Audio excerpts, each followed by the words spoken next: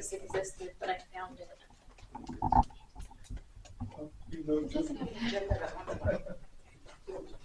Just one? Somebody else sees it?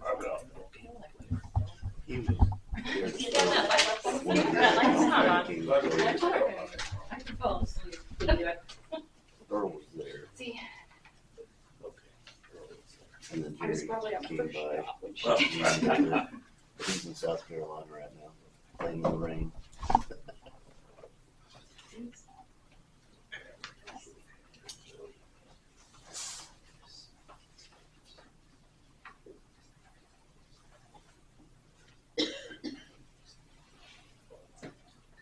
If she doesn't show up. Yeah, if she doesn't come, we can't have a meeting. Oh, really? Yeah, we do on the quorum. So we have to wait for Mary before we can have a meeting. Where's she?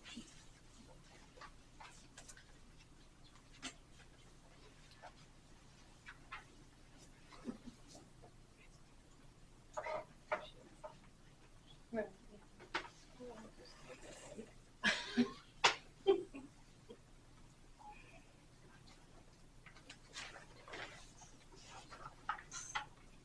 mean, if we got Jerry on, he will not be able to reach them. Okay. Especially for hours. It was the 20-minute meetings, but I need to.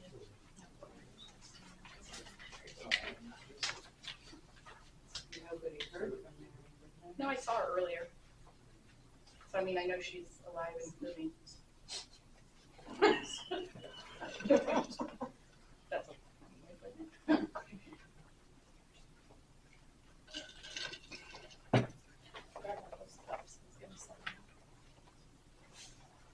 Did you see that over on the table that I had in front and brought some from the dish? There's a black copy of it. Yes, I brought a box of them. He came in and asked me to read that. Cool. Because we have like part-time subjects, like 4 hours a week. Yeah, I didn't know, he didn't even say like, here's what I need this. No, that's just ones that are on the calendar.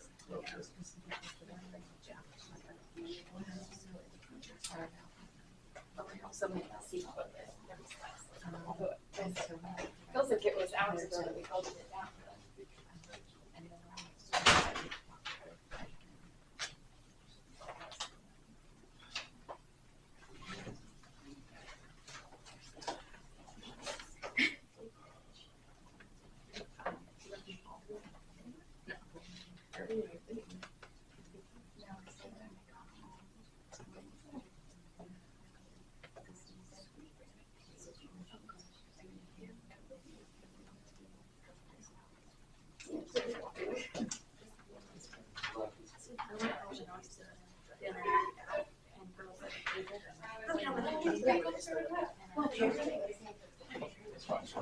I'm here.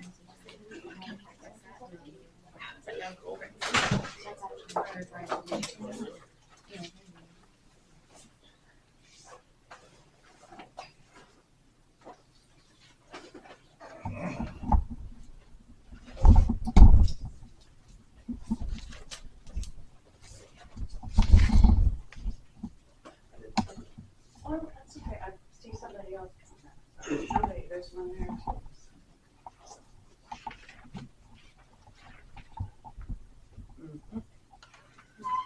I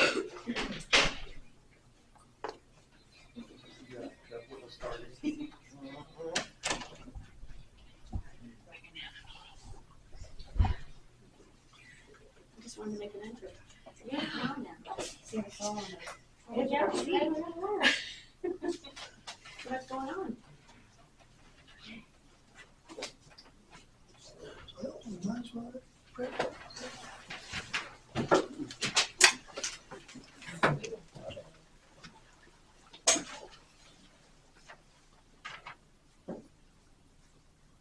Allegiance to the flag of the United States of America and to the republic for for which it stands, one nation, under God, indivisible, with liberty and justice for all.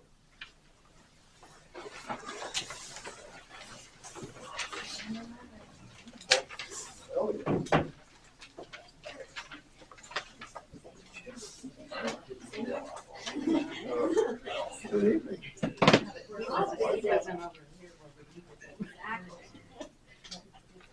I'm call this meeting to order.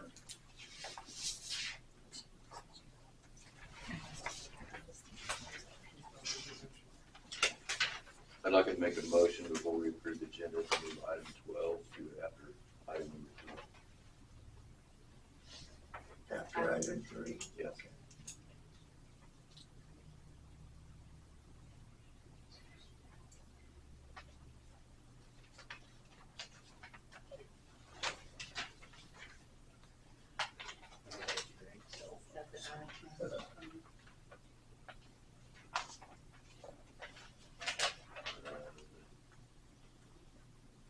Also, I'd like to make a motion to table item number 8 till the next meeting.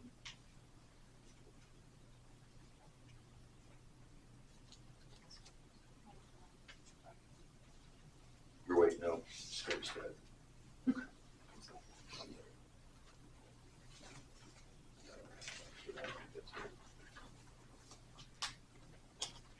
I would like to add to item number 6, Willie Crane will also be talking about Shiloh Manor.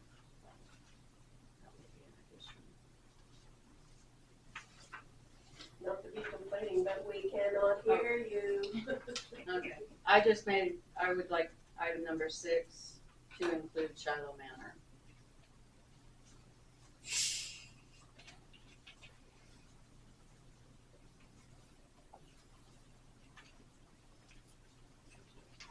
I will make a motion that we approve the agenda to move with the movement of item 12 to item 4.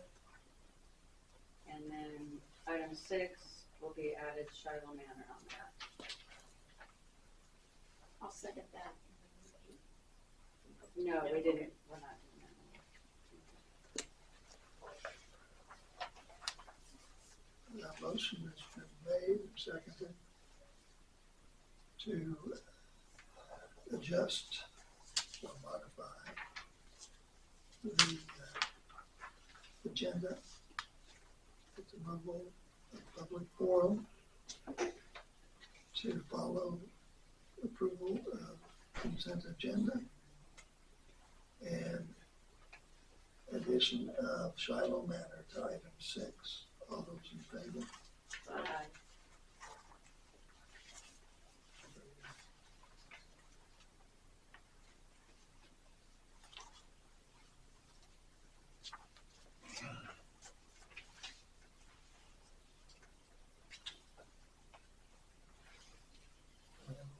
Mm-hmm. Earl Maltby. Here.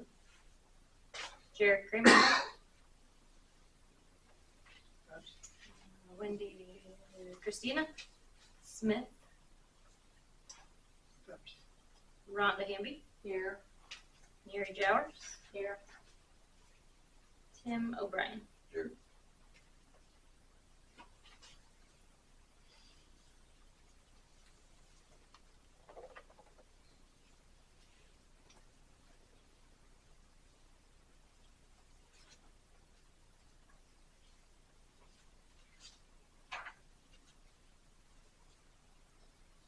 Okay.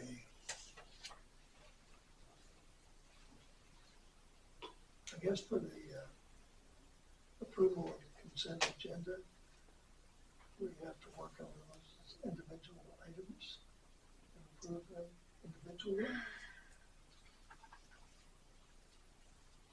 Or, I Either way, it can be either way. it can be either one. well, I think I have everything.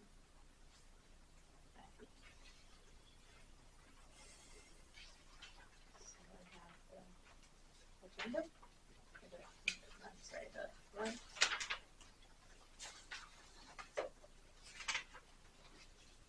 Well, to limit suggestion is limit as a, which is voted on as a singular item. Can I just need your signature on the top, the stapled copy? It's just an expansion of the copy that I sent you by email. And you don't want a motion to approve all of those, or? That's what I would probably want to do, just. Yeah, there's lines at the end. Some. Those are just the checks that were written for the month. To approve the consent agenda. I can make a motion to approve the consent agenda. Just a I will second that motion. Motion has been made, and seconded, to approve the consent agenda. All those in favor? Aye.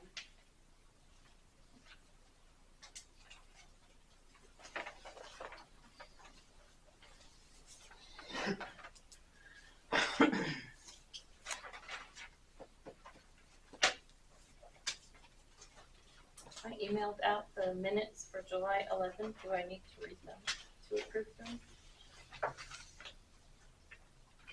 You can if you want to. I'm just saying that that's gonna be pretty extensive, Yeah, because we there's have three We've meetings. already approved Yeah. it, so that's just. Yeah, so we have to. We've got so much to cover. Yeah. that- That's why I emailed them out. I tried Yeah. to get them all done. Yeah. But they've been approved, so.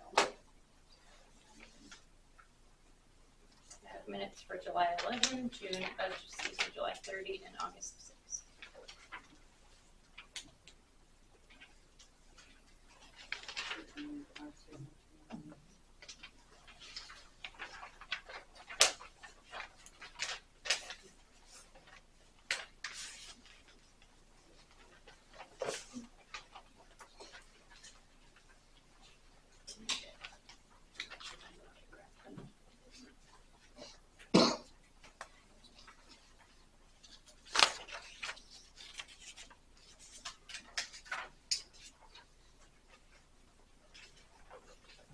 Next item will be the public forum. At this time, the public forum will recognize each person seeking to address the council. It will be recognized for a minimum, or for a maximum, I should say, of 2 minutes. You must provide your first and last name, your current residence, the topic of the discussion before beginning. After you have spoken, you may exit at any time, or you may quietly observe the remaining of the meeting. Do you understand that? Can you repeat yourself, Earl? We can't. Okay, It's not loud enough. okay.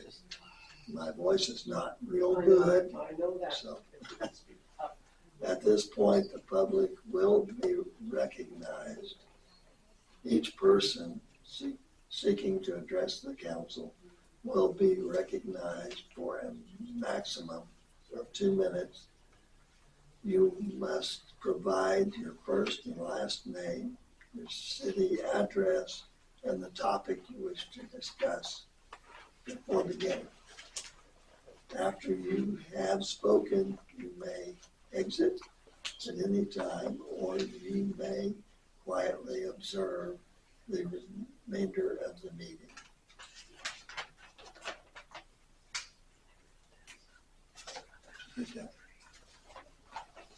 Okay. Do we have anyone that wants to speak other than what's going to be spoken about during the meeting?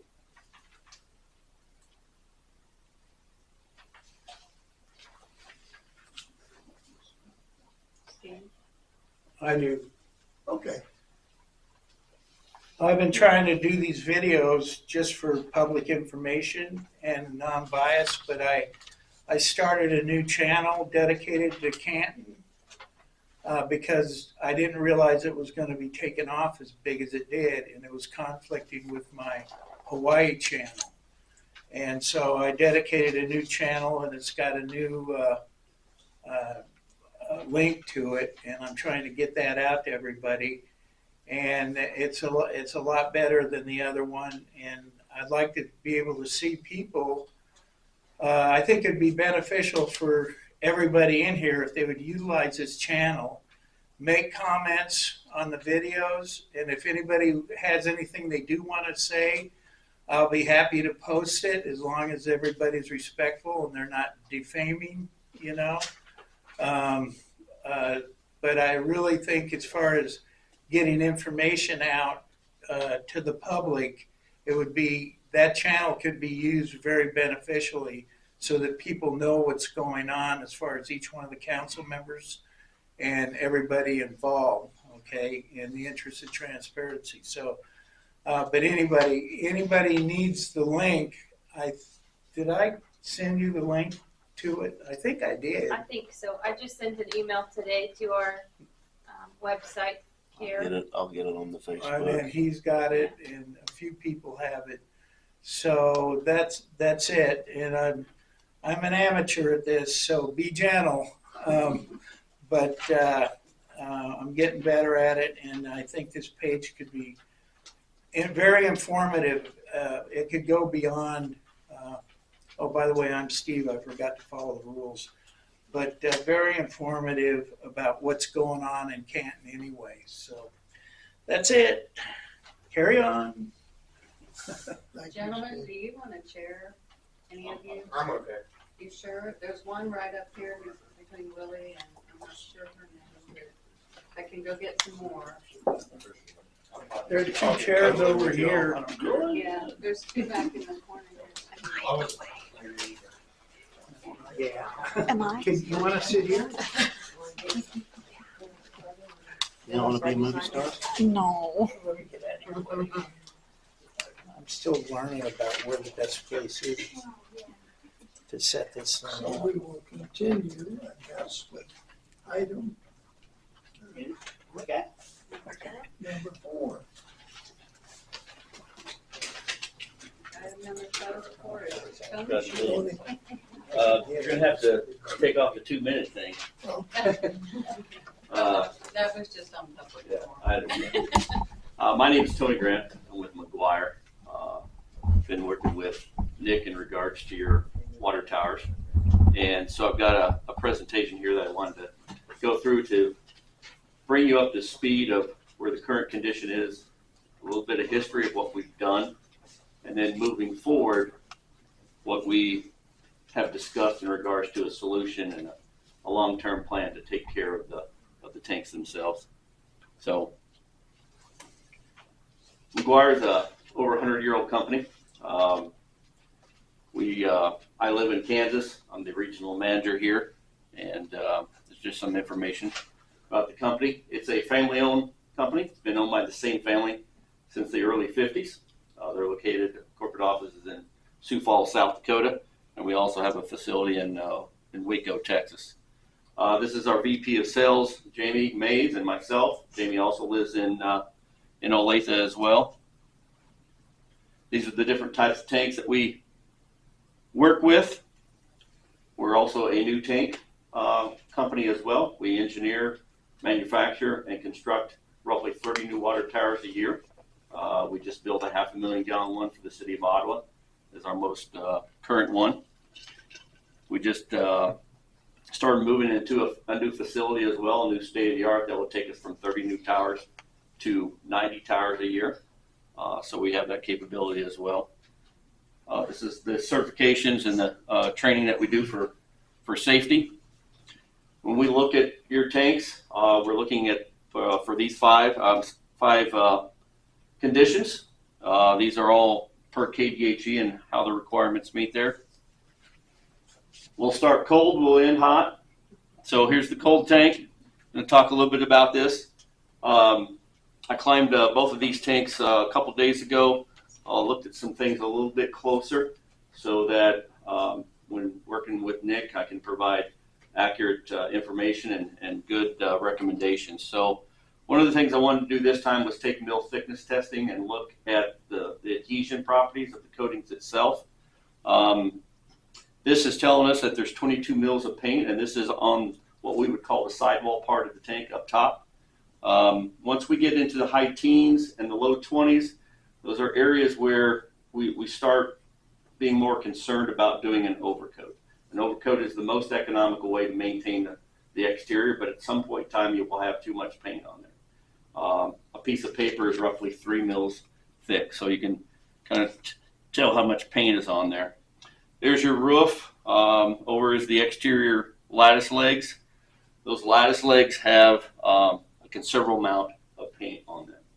Now, I don't know the complete history. Obviously, things happen in regards to budgets and stuff. It appears that maybe the tank part and the roof and everything maybe was blasted off at one point in time, but maybe the legs weren't for cost-saving purposes, things like that. I don't exactly know, but that's a hunch. So the legs here have anywhere as low as around the mid-30s to as high as the high 40s. And so overcoating them would be a waste of money, because I'll get to some of the history. We overcoated these roughly in 2018, and you can see that the legs aren't really performing very well. Here's the interior. You've got high iron, manganese content, more iron, so you have a little rust color. It all looked pretty good, other than the staining. Safety conditions, they looked okay, except for the leg ladders not compliant. All your other ladders on the tanks and even up top on the coal are compliant. Your hand railing is of 42 inches height, which is OSHA, but it does not have a mid rail. Maybe because of all the antennas that are up there, maybe that's why they didn't. This is a compliant roof vent. We put this on at some point in time, but this is a roof vent that we engineer and manufacture. It has a fail-safe feature. Under here, there is a pallet plate that will, if there is a main break and the screen is frosted over or clogged up, that will act and allow the tank to vent and not cause damage to the tank in that event. Your overflows go into the ground. That's not a compliant KDHE design. So those are things that we point out to Nick. Structurally, the tank looks good. I got some. It looks like maybe on the left that concrete pad was at some point in time maybe repaired locally by a concrete company or something like that. But there's some spalling and cracking and displacement on one or two of the other footings. So that would be something that we would recommend. We always recommend on this working with somebody locally if you can. That way it's more economical. As far as the tank is concerned, it's structurally sound. Tanks initially are designed to last indefinitely if they are taken care of, whether they was designed 100 years ago or whether they're designed today. Security-wise, there's not a anti-climb on the ladder gate or on the ladder itself, and on the exterior of your lattice legs, you can climb those. On the interior, there's plate all the way up that deters any type of a climbing, but on the exterior, those can be climbed. So that's something talk to Nick about. You can put 2x8s, 2x10s, 8 foot up and bolt them on, and that would be an anti-climb situation there. So I mentioned that we painted the tanks in 2018. Prior to that, a company that we purchased in the early 2000s maintained your tank and inspected it. We've been doing it since the early 2000s. This is just a little information in regards to life expectancy of the coatings, our recommendations as far as repairs and things like that. Everything that we discuss, it's all based off of, as you can see on the bottom, it's all based off of best practices. The information that we're going to provide is to keep that infrastructure, that critical infrastructure, that asset in its current condition. And following those best practices so that it doesn't depreciate or degrade. Interiors are done every 15 years. Exteriors are done every 10 to 12 years typically. So that's kind of the foundation basis that we would talk about in regards to maintenance. Here's the hot tank. Very similar to the cold in regards to mill thickness of the roof and the sidewall and the belly, and the legs were very high. You've got some areas here you can see the different elevations of the paint and how much paint's on there. During contraction, expansion, freeze, thaw, things like that, when you have too much paint on the exterior, that's where you get failures and things like that. That's the roof. The roof is very thin on the hot tank. There's the sidewall reading. You can see on the belly part where, again, there's a lot of paint on there. So you got areas of failure, even though it was painted in 6 years ago. There's the nil thickness on the hot tank as far as the legs. Again, very high. One of the things that I did do, here's your interior. Sediment there hasn't been removed yet, but the sediment was removed and cleaned out and stuff. The staining still stays. I did take a number of different coating samples so that I can send them into a lab to get them tested for lead. I took a couple on 2 different legs and then took some up on top, on the sidewall, and the roof.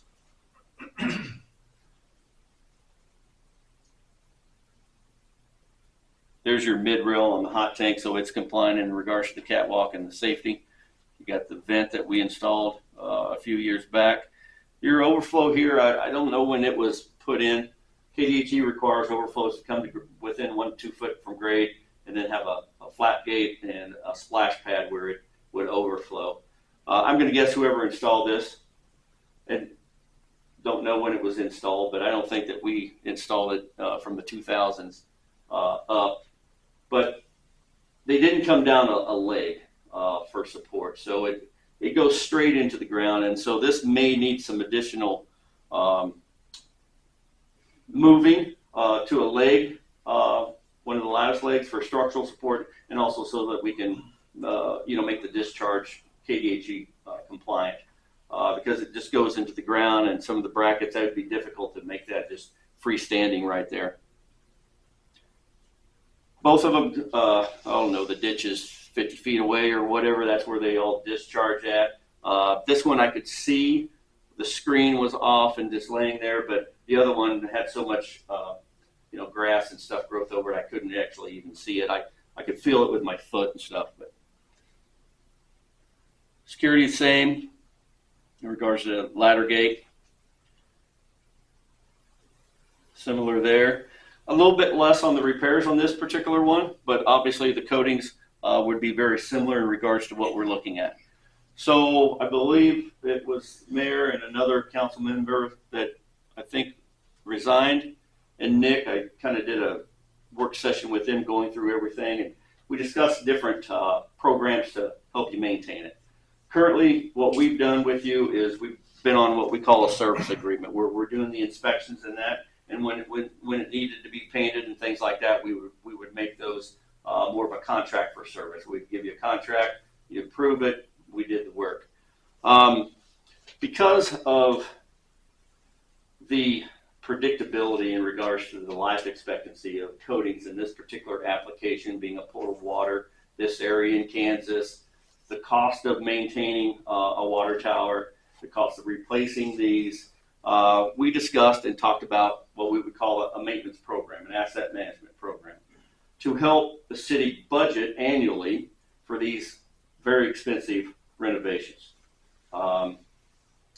So that's what we looked at. We discussed that. Here are some of the features of the program. Again, we'll take full responsibility of the tank.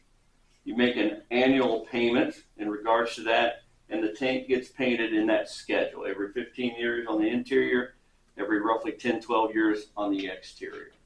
That's the way the program's set up. Depending on where you're at, a base fee, is more manageable for a 50,000 gallon tank. It's in that $10,000 range annually, and for the larger tank, it's $13,000 roughly would be. Once all the renovations and all that are done, that's kind of what a base fee would be. Because of when they were painted, because of the time frame of the current condition of the tank, we talked about doing the exterior here within the next few years, as well as the interior.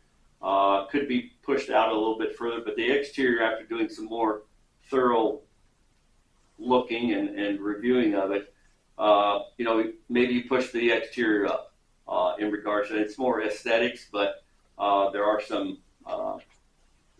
obviously areas of coating failure and stuff going on. So that's totally up to you guys. My responsibility is to give Nick this information schedule-wise and discuss it and see what works best for you guys. Right now, if you had to paint both tanks today, interior and exterior, with some of these renovations, I mean, for both of them, you'd be looking north of $400,000. So it's it's a lot of money, and the better I can educate you and give you the good information so that you guys can make the best decision for City of Canton and how you're going to manage and maintain that. That's what I'm here for. Tony, what, if we're on a full service maintenance plan, is that, you said that's set up like a yearly fee? Yeah, so again, what we call the upfront renovation. So we've identified some renovations and repairs that need to happen, let's say, in the next 4-5 years. And both of those renovations are going to put you north of $400,000 for each tank. So that part of it depends on how you want to manage that. After those are done, that's when the base fee kicks in. So right now we have some renovations and repairs that are what we call upfront within the next few years, and then after that, so that again you get away from this north of $400,000 lump sum type of cost. You're maintaining it more at $23,000 a year, and if you don't care if the coating fails in 5 years, because if the coating fails in 5 years, it's under our responsibility, and you're still paying your base fee. We would have to come back and repaint the tank. If KDHE makes changes in regards to their compliance, we're required to come back and make those changes, and your base fee amount doesn't change for that annual year. Because in Kansas, well, not just in Kansas, but this is an evergreen contract, so it renews every year. You can't lock future cancels into long-term agreements, so it renews every year. If you don't renew, or if you renew it or don't do anything, it just renews.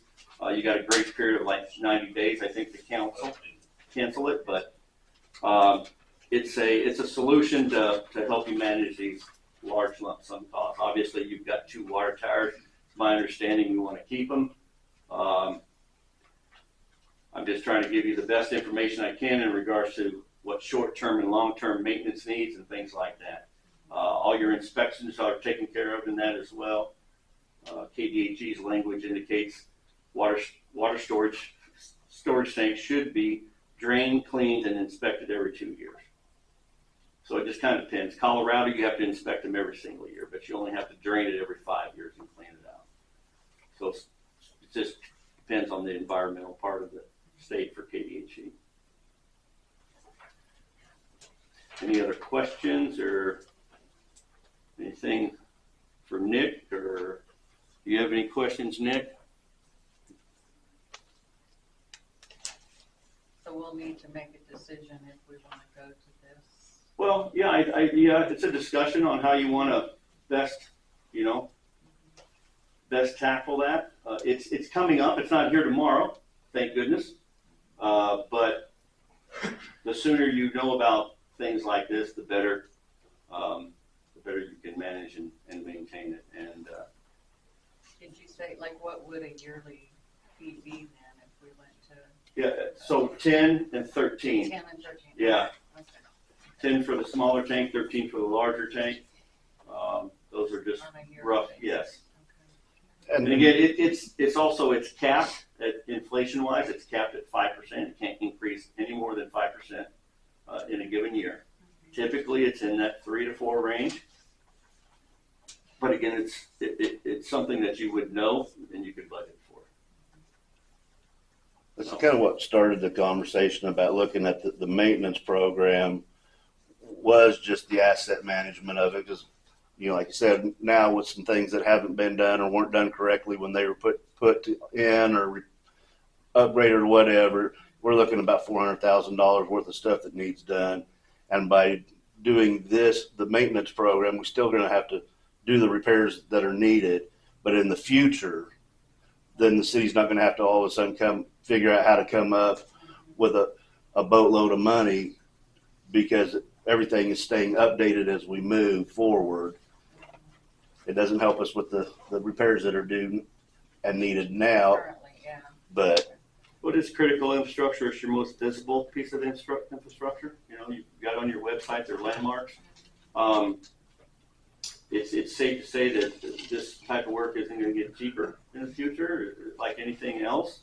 But it's just a really good plan to help you manage that overall cost.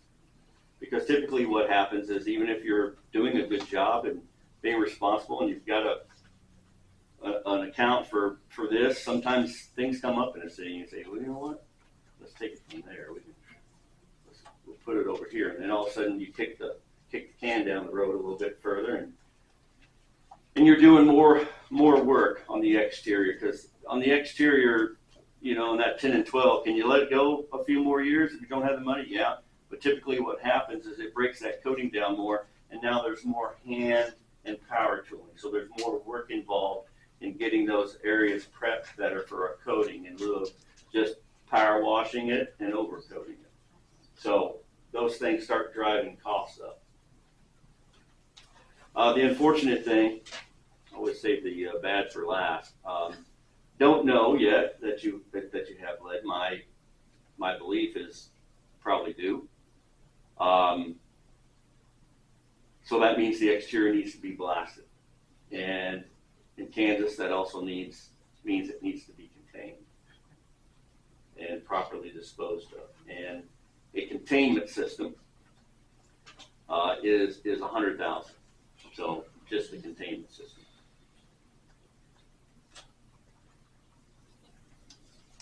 I will let Nick know as soon as I'll send these into the lab next week and wait for the results, and I'll send them over to Nick. So. How much is sandblasting? Well, that's included of the. Oh, is that? That's included of the north of 400. Oh, okay. The blasting was included there because we would not recommend an overcoat, and we probably wouldn't even do, because you just wouldn't do it. I mean, because it'd just be a waste of money. It would start failing within 12 to 24 months if you paint those lakes. Did you guys not test for lead when you painted it last time? No, you don't test for lead typically unless you're going to be blasting. Just power washing and stuff, yes, can some chips come off and things here and there, yeah. But KDHE doesn't require you to contain it or anything or test for lead on tanks of that until you're going to blast the exterior. Do you have a printout of what you have on your screen? Yes, I can send that to you guys. We did, I mean, your latest inspection reports, we do one tank each every year. So you have recent inspection reports from the last 2 years. I don't think we've done the one this year yet, but those, are reviewable for you and give you a good understanding, I guess, of the current condition. I can send the PDF in regards to the features and benefits of the maintenance program. So, I mean, that's not the only program we have, but that's, I guess, in discussion and everything. That was what was the consensus on what we felt the best solution was. So.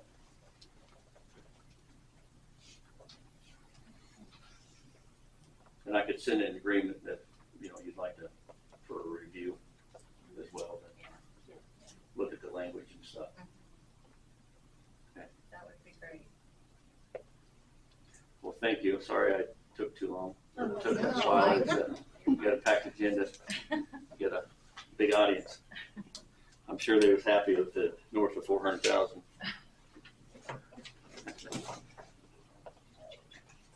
Well, thank you very much. If you don't have any other questions, I'll quietly break down, and Thank you. you're welcome.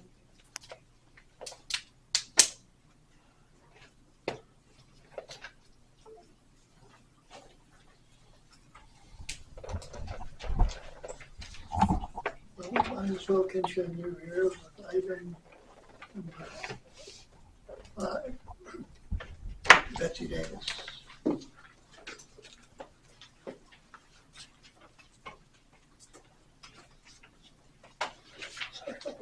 Sit over here. It seemed to work pretty well for you. So my name is Betsy Davis. I'm the Director of Community Services at the McPherson County Community Foundation. And I wanted to make sure that everyone received this in their email from Morgan or received a paper copy from I Heather. handed one Okay. out. So I'm just making sure that everyone has seen it. I'm also planning on handing out my notes from the summit that we had here in Canton last Monday evening.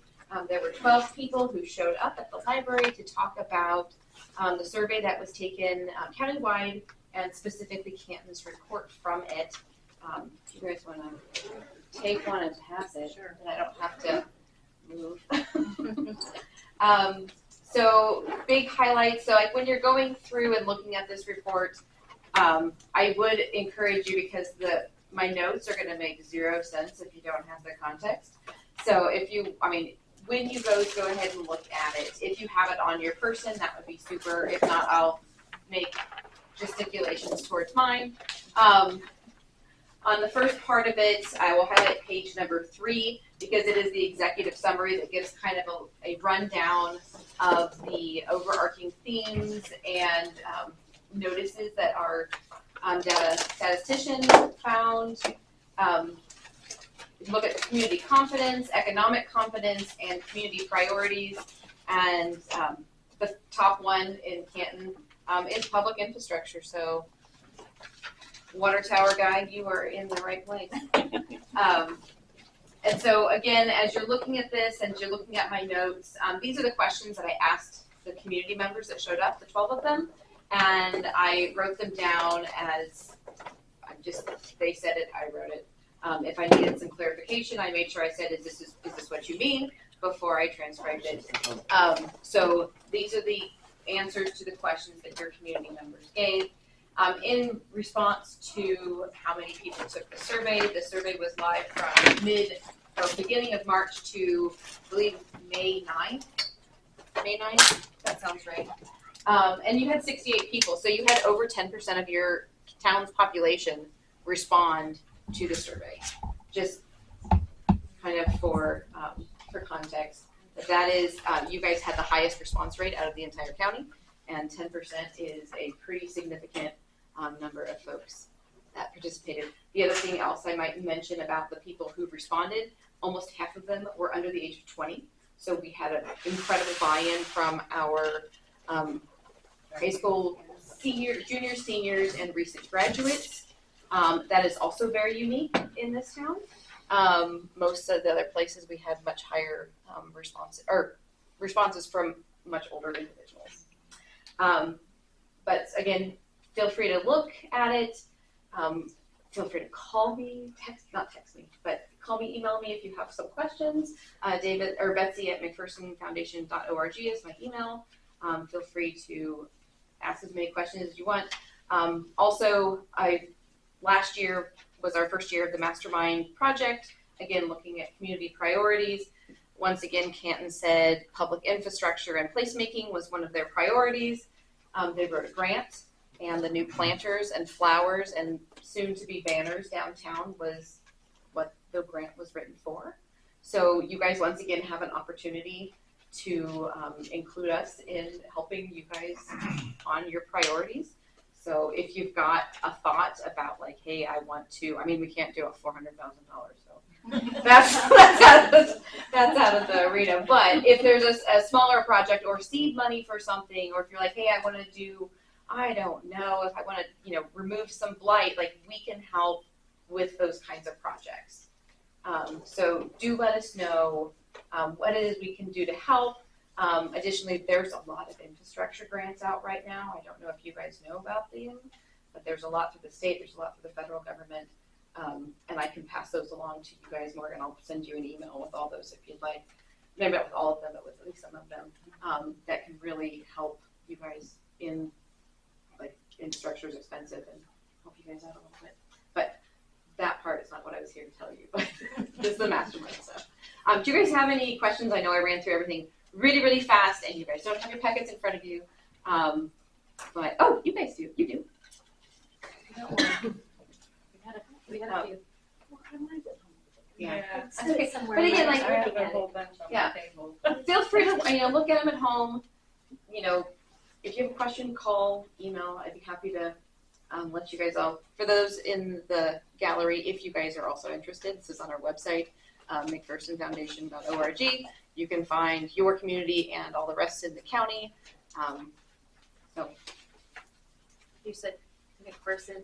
McPhersonFoundation.org. And we are the McPherson County Community Foundation.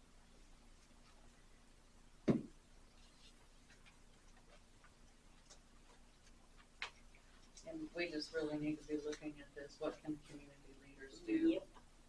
So.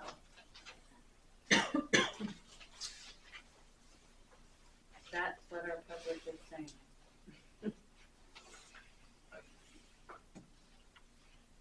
If there's no questions. Okay, comments, concerns? Thank you. Thank you guys. We thank Thank you very much. Yeah.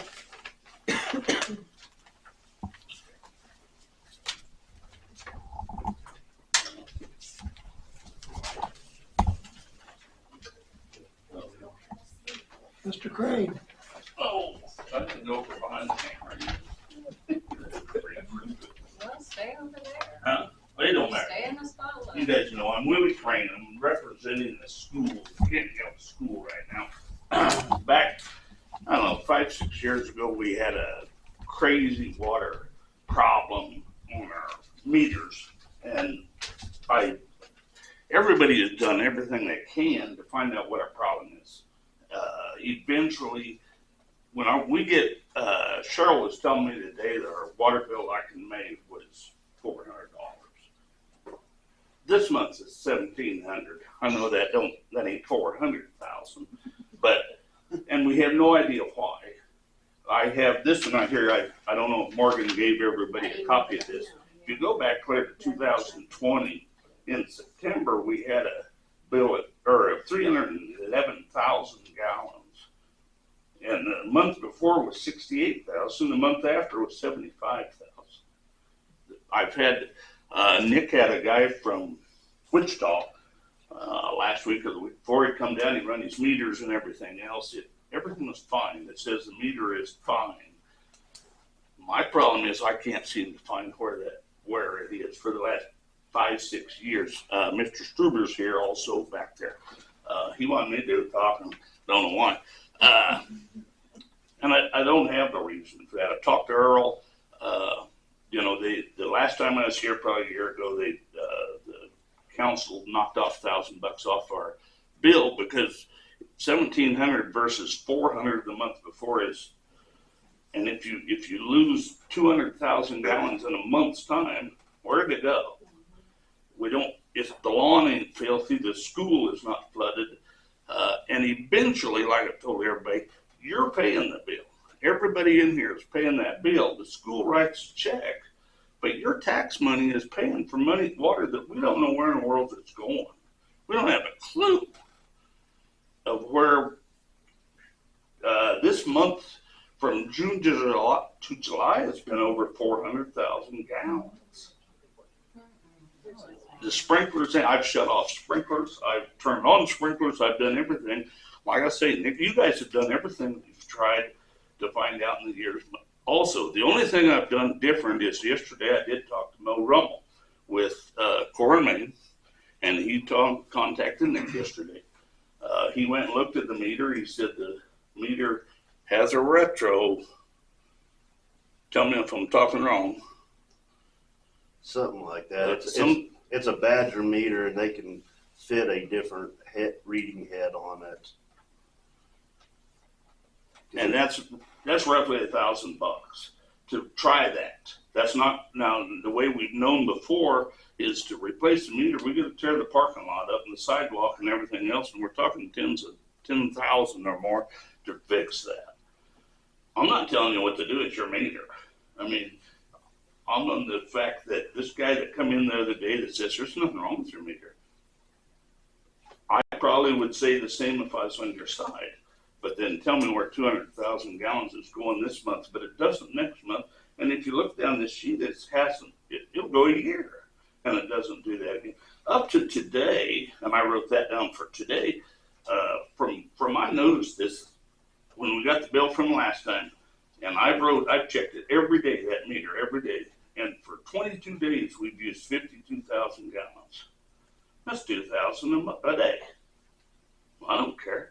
If we get a bill for 120,000 a month, I'm not even gonna look at it. But when we get 213,000, and the next one, how do I say this? The bill came in, they checked it the 20th of June. I beat 2 minutes, by the way. In June 20th is when they read it. Cheryl got the bill and gave it to me, and by the time I checked it on here, we had already, from the 20th of June to like the 10th of July, we've used 241,000. Got that on paper right now. And from that date, we haven't used nothing more than 2,400 a day. From that date. So we used over 240,000 gallons in less than 20 days. Tell me where it's going. I'm asking everybody, tell me where it's going. So whether you want to try, we've already paid for that damn meter that they say it's $1,000. We paid for that in the payment every month. You know that this is happening. Like I say, anybody can look at that if they want. You should all have that copy. And I don't know what else to do. I'm just here to not complain. I'm here to see you guys help. You've done everything you could other than changing the meter, and we don't want to do that for tearing the streets up.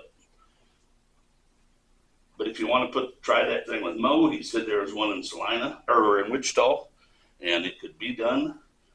It's $1,000, and then if all of a sudden we get 200,000 gallons, I have no idea. I give up. Ask the guy from the tank that has $400,000. Yeah, exactly. You know, Exactly. I don't know. We gotta do And this has been going on for. She brought me. Morgan did a wonderful job on this by backing up to 2020, and she could have went a little farther.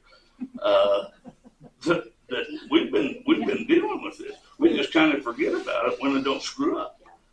And all of a sudden, when Cheryl sends me the bill, well, our bill's $1,600 this month. It's like, I don't know. do something. I don't know what else. So we can get something from That- Mo that would, He was supposed to send a quote to me. I've got it sitting here in front of me. okay. I guess I'm devil's advocate against it. You guys can decide. Those meters, the way they're built, don't just skip numbers. If a gear breaks in them, they continuously read bad. The way they're built, they can't just kick a number over because it'll kick everything, and it means it's broken and it'll continuously read bad. KWRA came in, did 3 water runs. They were all, I just got his report finally. We did a low, medium, and high flow. The worst scenario was it was 97.08% accurate on a 1,000-gallon test, which is what the state standard for certifying a meter is. At the low flow, it was 98.37, and probably where it typically runs is at 97.47 on the medium flow, which is probably about where the water is normally running through that meter. I mean, if we want to try and put it on, but I mean, like you said, we've dealt with this before. This is, I think, the 3rd, 4th time in the 2 years I've been here that we've talked about it. And if we want to change something out, we can, but we've already written off several $1,000s to put another $1,000 just to find that it's still, there's some snafu in there. You know, at what point do we stop eating it? The worst part of that is you are eating it. You're still eating it with your taxpayers' money. I mean, You're the still thing is, paying our water. Either way, the taxpayer's eating Yeah, it. that's right. But you That's know, we right. keep talking, you know, about cutting losses, revenues, you know. So every time we cut that $1,000 off or $800 off the bill because we're not sure why it did it. but if they don't know where it's going, then we can't expect But- them to pay a bill if we but don't if know the where meter- that water's going. The meter's what we go by. It's then we need to figure something else out. You know, I mean, we can't keep letting them go through this because like he said, we're eating it anyway. And that's not fair to them, you know, because Well, if it would happen every month for 6 months, then you're going, well, we got to find this problem, you know. But this is over 5 years. It's happened, I don't know, 10 times probably. I don't know. Exactly. Look at my paper Yeah. for 5 years. I don't know what else did. I don't disagree with that. You know, that meter's roughly, if I remember right, I think it is 9 years old now. I don't remember what and what that guy said the other day that was his life expectancy or something like that. Oh, it's 20, 30 years. No, I don't remember. It's big meter like that is good for, I'm trying to remember, it's a couple 100 million gallons. Don't big corporations hook meters in series so they can compare meters? I know they do on electricity. I mean, there's no way we can do it parallel without tearing out their gym floor. I don't think we want to do that. Not today, anyway. I don't know that there's a meter on the south side of the school that I check daily, and that means Saturday and Sunday I check it daily, and it has not scuffled since in between the 20th of June and the 10th of July. It has not missed a beat. And so where in the world is that kind of money going that kind of money and water, I guess? Yeah. I don't know. And see, that kind of argument shows that meter's not bad. Because if they don't skip numbers. The way they're built, the gearing in them doesn't. I've talked to the meter specialist that sold that from Line of Supply, plus the meter specialist for Core and Main. And those if they skip, they continue to skip. So I don't know what the right answer is. Well, I don't think the meter's bad. I mean, the I think it's if you replace that meter and that happens again, then we're back at the same place. Yeah, but that meter's what roughly replaced, not the $1,000 just for your head, but if he's going to replace the whole meter, what would that be? To replace that meter, That's it. That's where he was talking tearing up the concrete. if we replace that meter with the one that's in it, then last year when we addressed this problem, I think that meter's roughly, it's somewhere between $25,000 and $3,000 for that very meter. Now, the meter that's in there is the incorrect meter for the application. So if we would replace it, we should put in the correct meter. To put in the correct meter, then we have to tear out the concrete all around where that meter is, and there, like the parking lot by the fire hydrant and stuff, we have to extend it out so we can make the connections. It's just a turbine meter, and with a turbine meter on a big system like that, because it's a 3-inch meter, on a 3-inch meter on a turbine, it doesn't register low flows. So like all day long, kids flushing toilets, all day long, kids washing hands, none of that water's getting registered. And yeah, we're still losing 200,000 Yeah. somewhere. And I mean, so so that has to run pretty fast then, right? When the 200,000 it would, when that guy was It running happens. it the other day, that needle was doing this. I mean, and he was shooting out 250 gallons a minute, and it was doing that. And he did some calculation. If this was happening this way, we'd have to have water running constant for like 10 pounds or 10 minutes, 10 gallons per minute, every minute of the day for at least a month to even come close to this. Tell me where there's 200,000 gallons in that school or under it or wherever. We had people say, well, they pull in there with their semis and loaded the water up. I said, with their garden hose?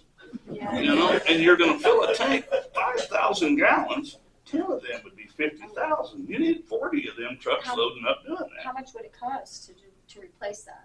I mean, the time you take it, I mean, all the repairs and, the To concrete, replace. all that, the meter? The meter itself, What, I mean, what would that all include? you're probably, by your time said and done with labor, I'm gonna guess $6,000 to $7,000. And either way to replace with either meter, to go with the replacement of the what's in there right now, or to go with the compound meter that should be in there, you're 6 months to a year out before you can get the meter. Well, and you couldn't tear the concrete out right now, I don't think, with school, you know, getting started and all that. I Well, that understand being that. said, I recommend we change the head. Yes, It's up to you guys. I don't know what else to do. yes, I agree.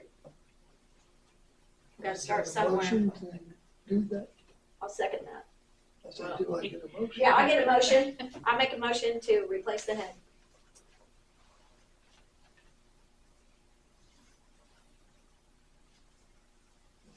I'll second that motion. The motion has been made and seconded to replace the head on the water meter for the school system. All those in favor? Aye. I thank everyone for that. Well, I we mean, gotta you guys start have somewhere. helped. We gotta start somewhere. You guys have helped all along. We just haven't, it took 5 years. And so that meter, if it was even trying to go bad, it would have been bad 5 years ago, 6 years ago. There would have been something wrong with it. I'm not disagreeing you guys. I'm just saying I can't find 200. And the one time I had 300,000 gallons in less than a month. Oh, I agree. You would think you'd see that. So the other question then is, on top of that, Do we adjust his, do we their bill? adjust the payment? It's just a discussion now, come on. I would like to see some adjustment being made to it. They did the last time I was here, they did do that, and that was, like I say, very much appreciated. Like I said, it's not just the Canton Galva schools, it's everybody paying that bill. And Right. so I just want it done. Right. Number one, we're wasting the heck out of 200,000 gallons of water if it's actually going through that meter. It's dry around here. We don't need 200,000 gallons cruising down the street. I say yes, adjust their bill. That's my opinion. Where are we comfortable? What are we comfortable with? What is it? 16, down there 1,700 this month and I'd have to 16 look the for month an exact, before. but it was around 1,600. Give me a second. And that was the Or a month, minute. the month Yeah. before was right at The 6. laptop, so y'all can use it. I'll let her say it. I don't know. What was your bill last month? It's down there 17 this Okay, month. what I about can- the last time? Well, it was like either 50 or 60. But the month before it was 410.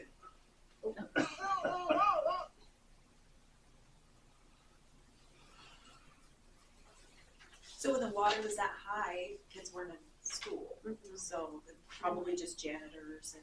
Well, and you know, people, we Right. have janitors in there all the time. They're Yeah. cleaning rooms and cleaning bathrooms, lockers, Maybe swimming everything. down the aisle or the hallway. Yeah. They would Actually. notice. I mean, if you had a water spigot or even busted off, you'd think you'd notice it. Yeah. And we don't have a pool in the building. We might have for long. You guys watering the football field. We are, and that's on the, well, down She on went to the go see football Mr. field and the Quicker in practice there. field, it's well water. Yep. The one we do irrigate is the front yard of the high school, and it is on city water.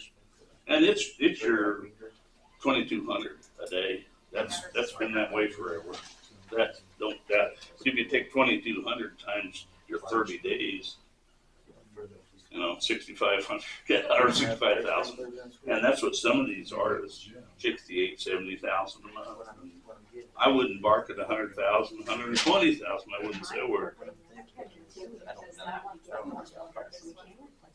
But surely they have to cycle water. Oh, They didn't use to sit.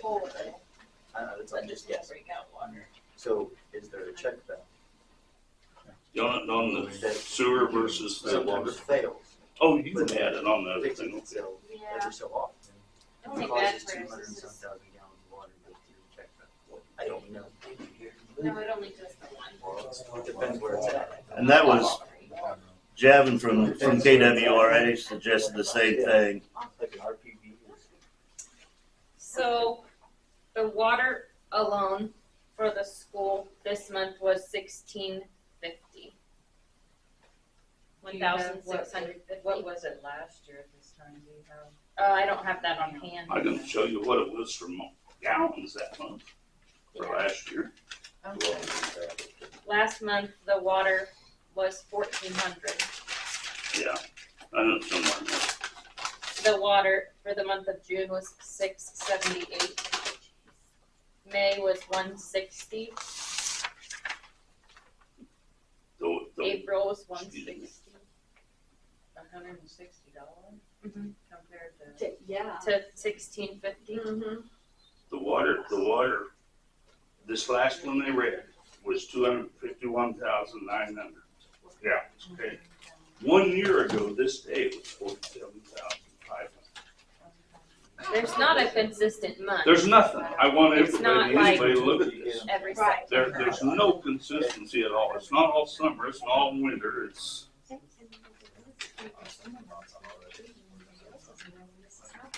Yeah, because if you look back, like, the month of January when there were kids, the bill for January is the use during December. Right.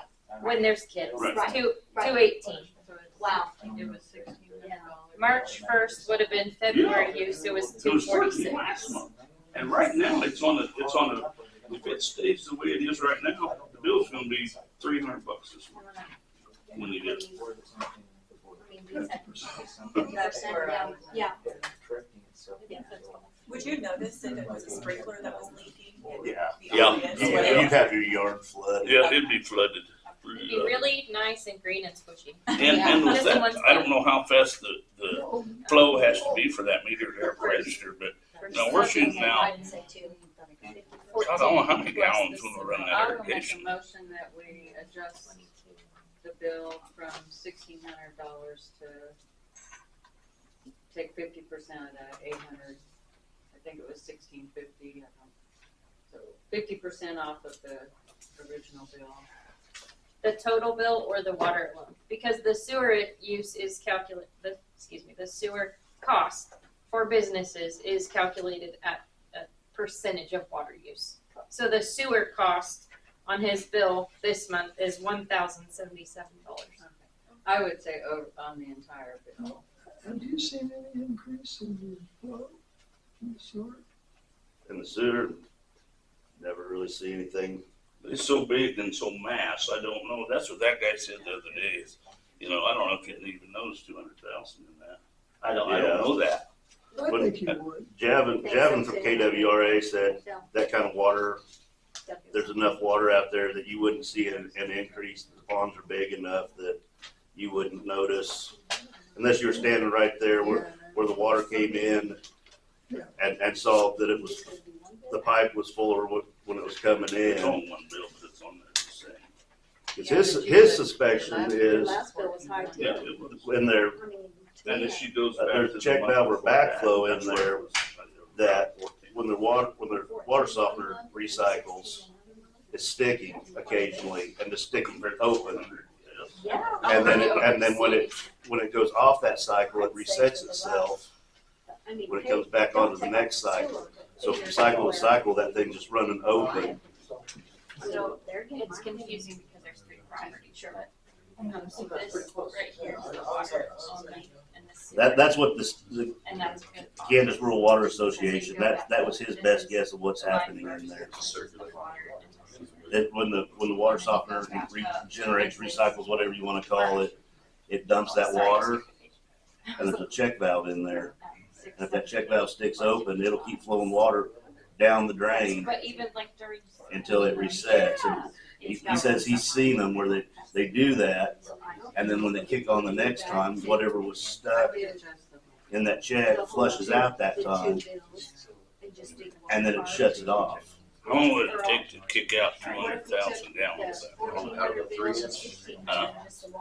3-inch. It don't come 3-inch out of the softeners, Because it was high the month like, before. like an inch or We so. can't do that because we've I think already. it's already. They're not 3s. I can still adjust it, and they would just have a credit. Nita would have to help me because the payment's been made, but Well, that's what I said, only the water portion of it, not the sewer. You can separate. You gonna say something? I think so. Animal control.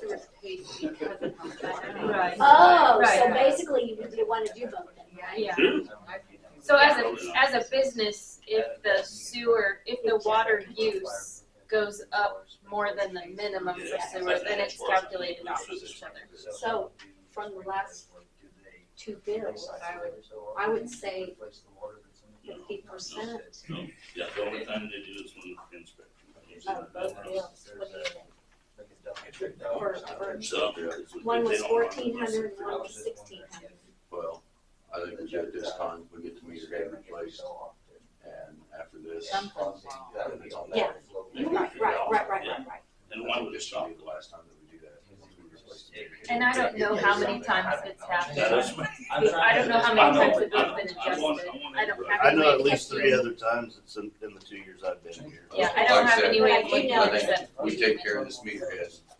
That Yeah. way we know everything is 100% And on then our let the side. sprinklers don't And go after and this, this guy comes in and he's they need to figure out what's going on, right? And then, Other than that, and then it's maybe the process, we Yeah. can find out. No, the lines You know, aren't. maybe No. work towards it, No. Because if I had a leak on my side of my meter on my house, Absolutely, you tell me to figure it out, pay the bill. right. Oh, I agree with you. I mean, I think that's numbers. Depending on how nice you are. There have been adjustments for residents. Yeah, So With- with and quickly, outside of that, yeah. too. but it's just it's a continuous thing. But yeah, in It's general. just crazy Yeah. that there's no Right kids. by that one I could see it blue if they door were that doing goes into like the old gym. water. Next to that fire hydrant. No. It's like Yeah, this, exactly. you know, the water softener, if it circulates, and, you know, so that's something that they need to figure out, we can't go in He there. was, This meter, we're responsible to the meter.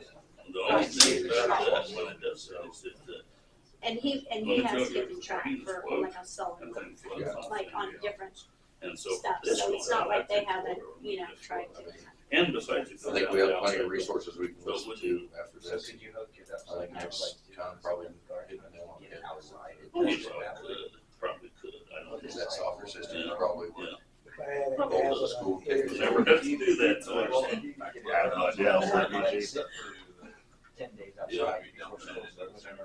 Okay, I'm gonna make a motion that the August and July bills get adjusted by 50%, the total bill. Yeah. And I will second that I'm up motion. for anything. Just a thought. Motion Yeah. has been made and Yeah. seconded to adjust the water bill to the high school by 50% for the last 2 months. Can I clarify that? Water or the The utility bill? complete bill. Thank you.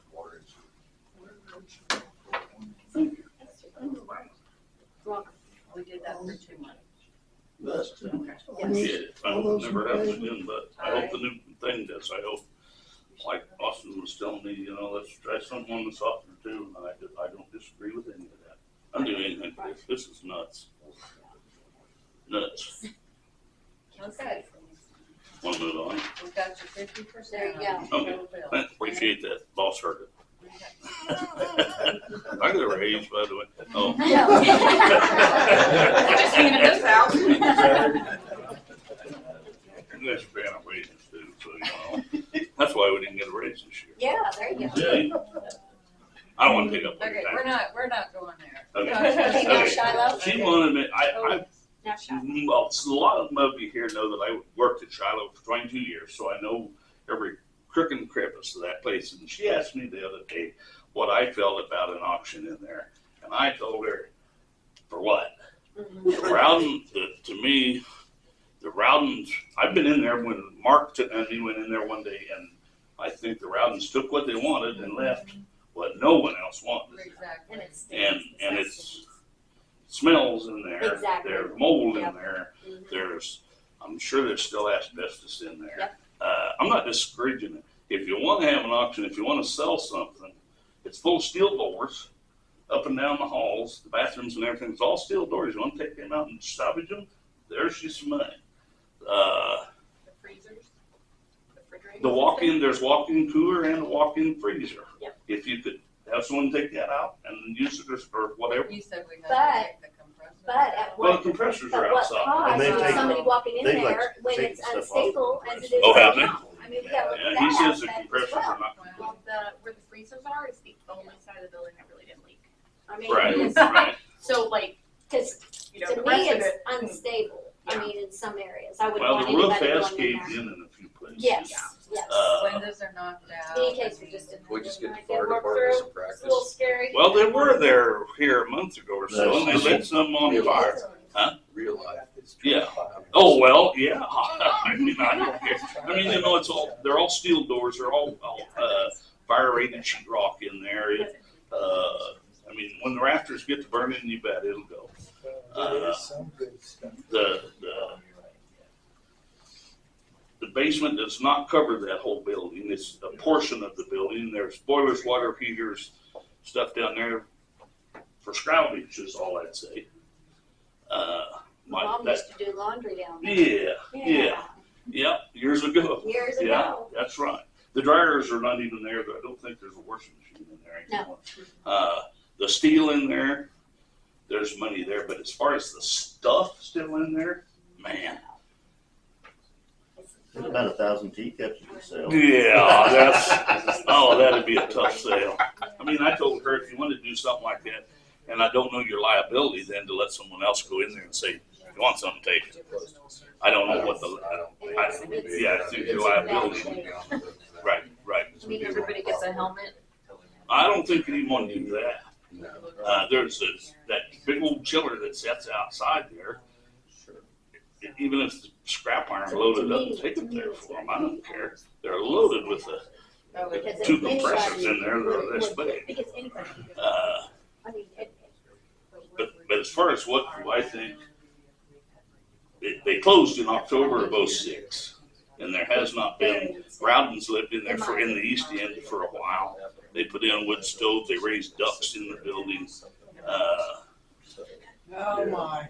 Is there? I have pictures on my phone right now. If you'd like to see what the inside of Shiloh looks like. 6 months ago when Mark and me went in there. It's abysmal. Huh? It's abysmal. Oh, it's awful. I think someone would probably claim I got sick because I was in there if they were in there right on, I suppose. I don't know that it would. Me and Mark were in there for, There's quite a bit of mold.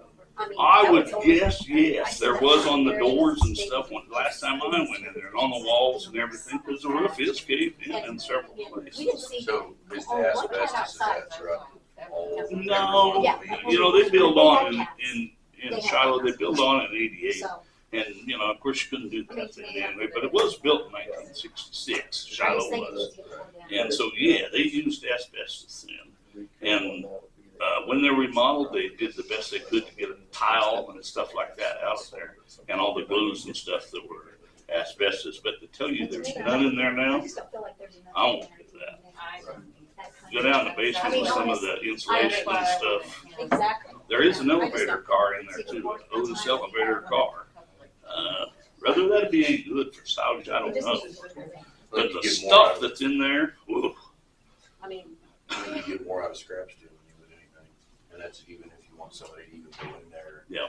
Because they would have to honestly, with the mold and everything, you'd have to have a respirator. Mhm. At that point, you have to hire somebody, so all the insurance goes on to them. They're liable for all that. Well, and they had a time, Mark was telling me they had a time of a person I happen to know that does that kind of work, demolishing stuff. And, I don't know if he'd give you a bid or not, but that was without taking anything out. And there is a lot of money in there. I don't know how you guys would want to do it. He gave I know when the city first looked at buying Shiloh, he gave a drive-by bid. I don't know that. He told me he did, but He gave a drive-by bid, he thought $60,000, but he never went and looked at it. About a year ago, we looked at this and called 3 or 4 different guys that do demo, and could only get one of them to actually come and look at it. He came and looked at it and said, "There's so much here, I can't give you a bid because it's just too much for me to bid." So, you probably have to be looking like somebody out of Wichita or Hutch, one of the big Cornea Sons or one of the bigger brick companies. inside and out. There's rock on the inside in several places.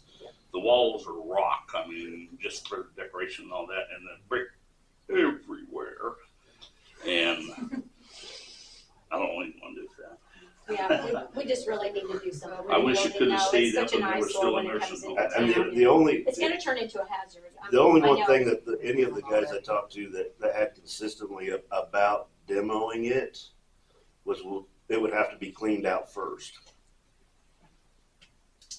So all the Like I say, if you household want to see a picture of what it looks like in there, I'll nursing show you. home equipment. Oh, it's nasty. I mean, there's truckloads of that kind of stuff in there that they said, because it's not construction debris, so they can't take it in as construction debris. So all of the personal items and stuff have to. I talked to 3 different guys, and all of them said that would be the case. That if they even considered it, you would have to get that all taken out because you couldn't dispose of it anywhere. The chapel has some pretty nice pews in it. We went and bought them myself.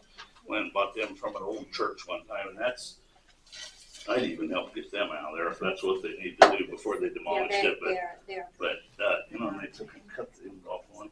Oh, Anyway, I mean something like that. Thank you, Willie, But Yeah. we wanted to That that's all I can tell you. right, I do I appreciate you just guys want listening to everybody me to know tonight. what we're Yeah. facing with that, so. right. If I can help you, you let me know. Maybe we can contact the. Thank you very much. Thank you. I'm leaving. That's what I told Casey. I'm like, we'll just contact them. Thank you. You're welcome. Thank you. Thank you, Willie. You bet. Thank you. Thank you, Mr. Scriver.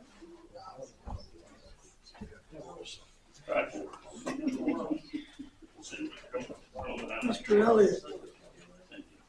I believe you're next. I am Jim Elliott. I own and operate the mini storages here in town. I, for years, looked for land to build on. You can ask Morgan, I come in and bug her all the time. And I think I'm the only one here tonight that is actually going to spend money instead of asking to take your money. Well, we have a building, we have Shiloh if you want Yeah. We put a lot of storage down there. These are Just different. kidding. You might pass them around a little bit. These are the ones that you took. That's fine, we can leave one here, just so I can include it with the minute. I'm sorry.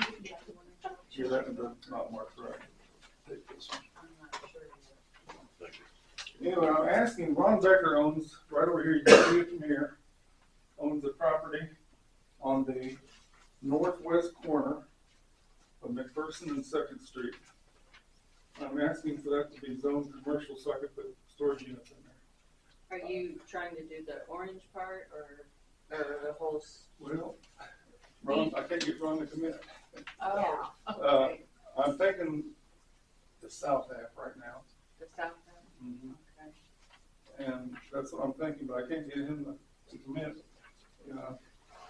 Anyway, I don't know if you know how storage units are taxed, but it's not a property tax, it's a combination of an income tax and property tax.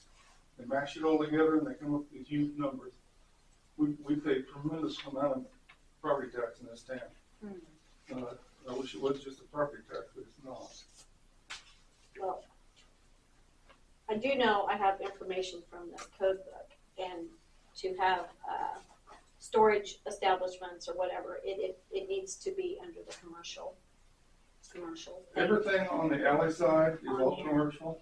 Yeah. The bank is to the south, it's commercial. And then to the north is another vacant lot of Ron Becker's.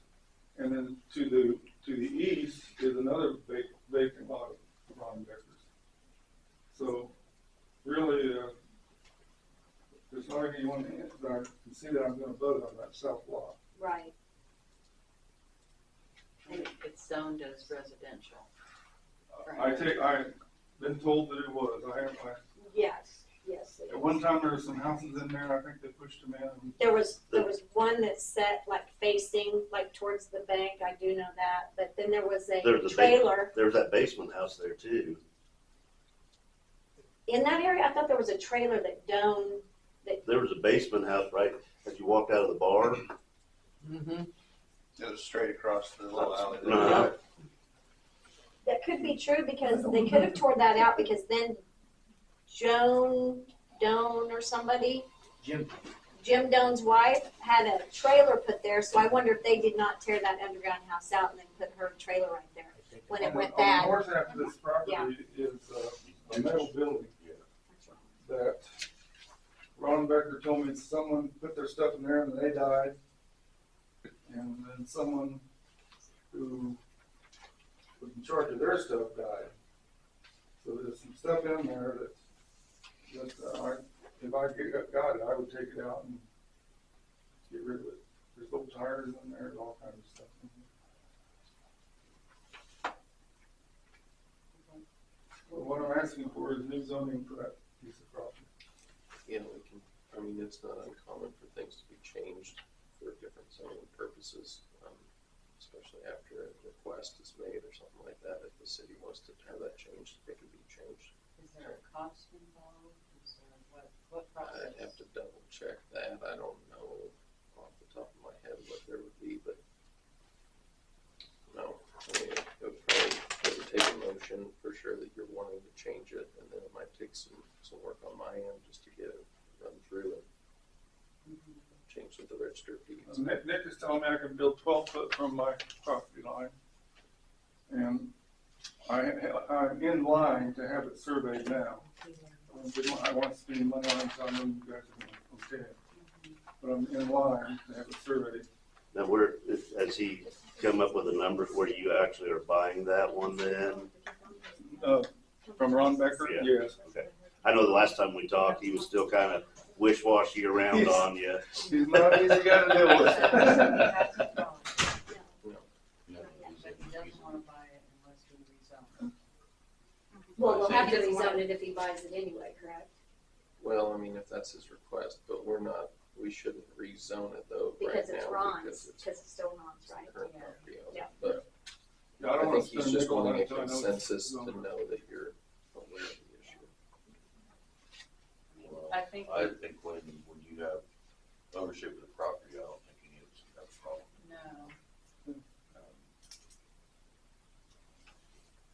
no, I take pride in how I keep my places looking. I keep the weeds down. I spend a lot of money spraying those crazy things. That rock, weeds just shoot out of that rock. But I take great expense and great pride in keeping them looking nice. I notice my balusters, those things you bump into if you're on Main Street and things, I'm gonna get those things just as good. But I think once you get everything in place, we'll be on board. you'll get on board. Yep. Yep. All right. Can't ask for more than that. Okay. Thank you.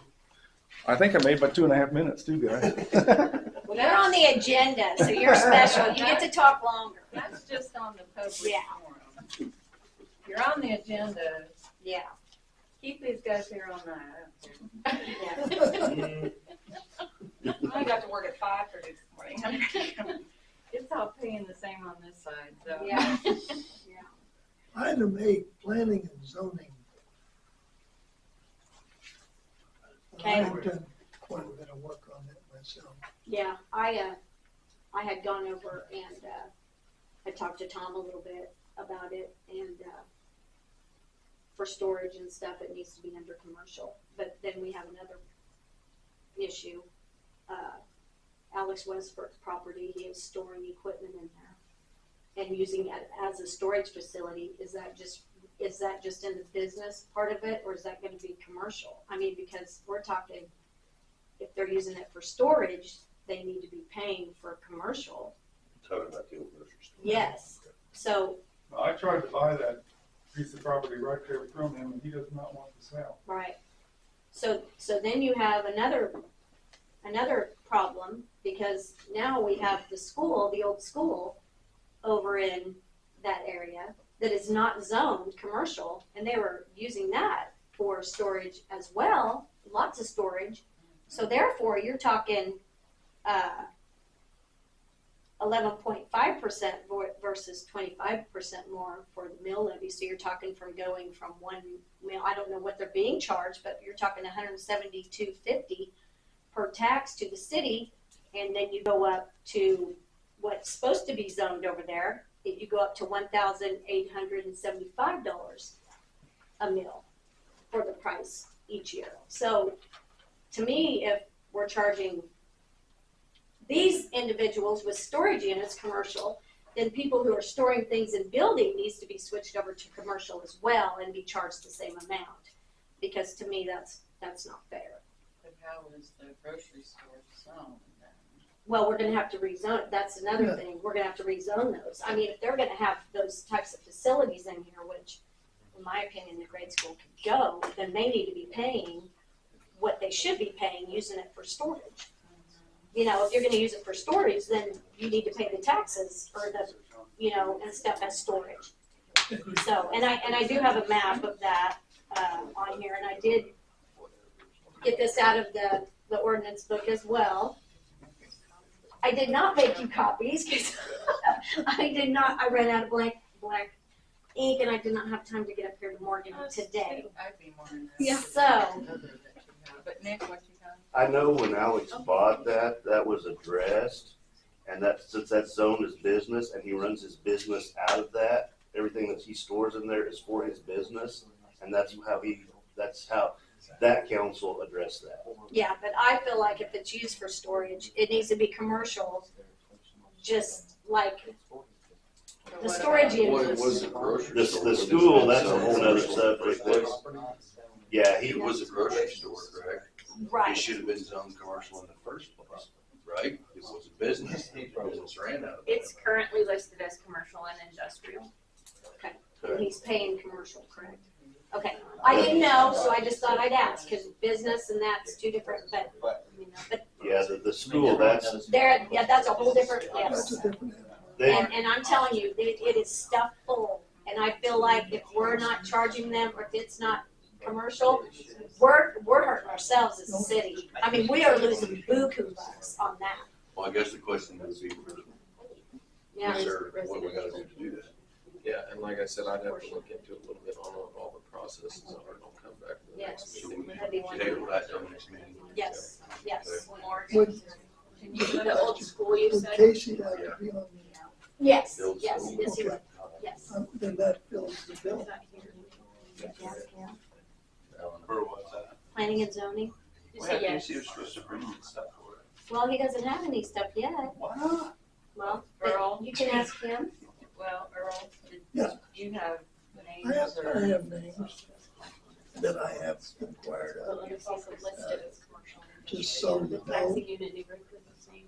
Uh, Go to. We have Van Smith Oh, yes. and, right back there, David Tripp. Mr. David Tripp. And, let me think. I noted that today. You had somebody north of town. Yeah, well, I have one out, the committee, if you wanna call it that, can be either 5 or 7, and I'm looking for 5 people. And the, out of towner, I've got John Shear. And he does commercial, I mean, real estate and other things. So what we have is David and John and Dan, and if you wanna be on it, that's fine. Yeah, I was gonna sign my name on the thing when I come pay my bill tomorrow, so. Yeah, you can have up to 7. Yeah, could Correct, have you can up have to 7. 7, yeah. So you got Casey, David, John, John. Dan. Dan, Tyler. Tyler.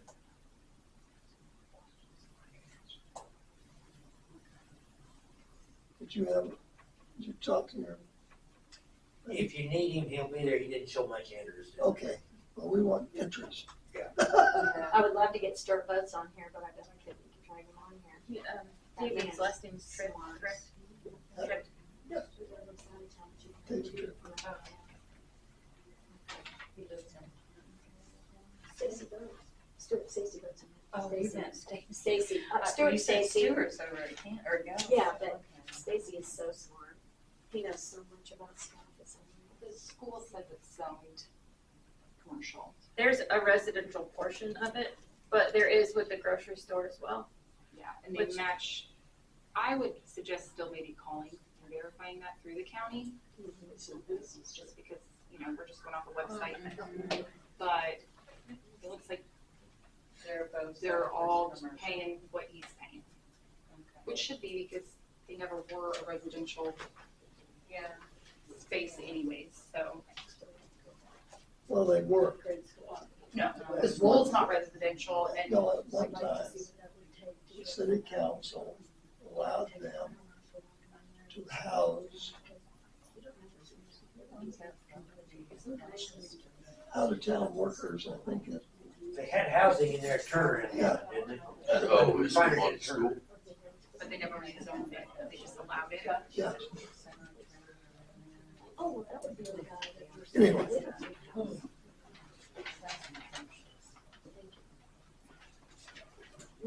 So we have a good planning and zoning committee I think so. going forth, we just need to develop some paperwork for them. Yeah. Some guidelines or something, correct? Yep.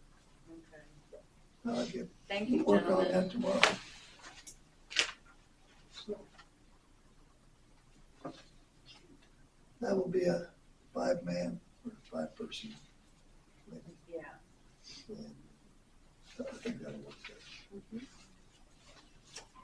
We don't need, do we need the motion, these individuals? No, we just want to get it, Okay, shall we say, get them all here, want to get it at the next meeting okay. and do it.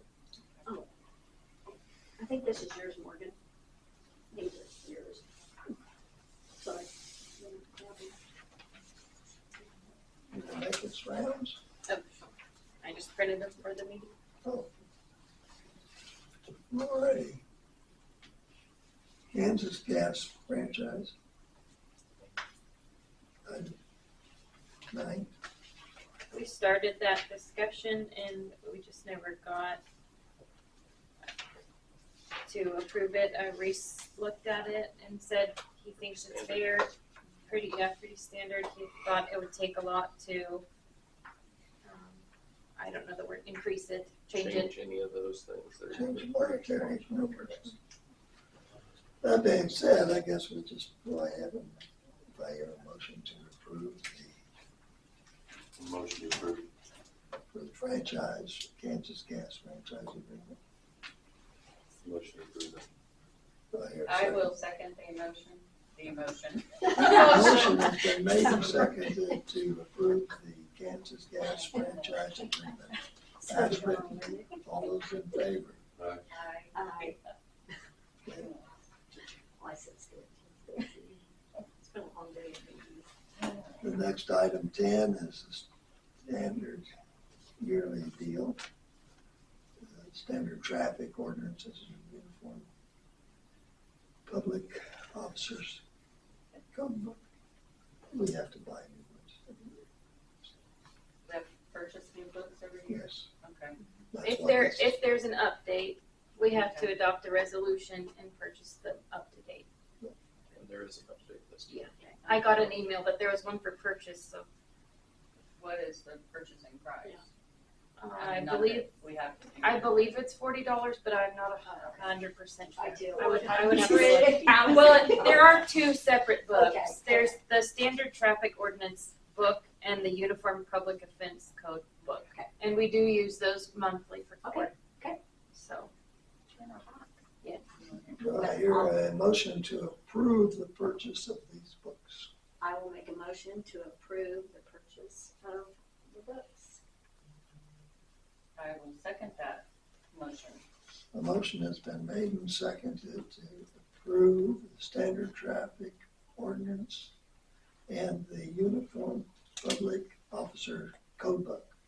All those in favor? Aye. Thank you. does it require a separate motion to approve the resolution for that, to adopt that? We need to adopt it.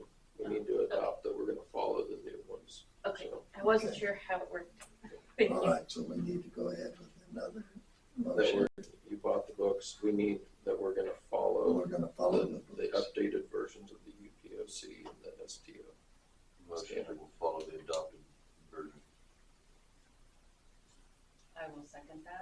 Motion has been made and seconded to assure that we, the city of Camden, will adopt the ordinances, the traffic ordinance and public office code book. All those in favor? Aye. Item 11, MASWAU trash rates. So I also sent this out by email. They sent me an increase. I found a spreadsheet from Linda of what it was in the years past. So there is the McPherson area solid waste rate. And then next to that is what the city charges. And that's for individuals that have 1 trash cart, 2, 3, or 4. I don't believe we have anybody in the city that has 4, but it does exist in our system. So I have to have a charge for it. So what I did for 2025 is I put in the solid waste utilities new rates and just moved over our current rates so that you could see if we don't adjust our rates how it'll come out, and you can compare it to the previous years. I guess we just need to know if our rates need adjusted or if they'll remain the same. I only have the one, but So I can how pass it much around. are they raising? It doesn't look like it went up much. I can print more. Sorry, I exited you out. But you can pull it up.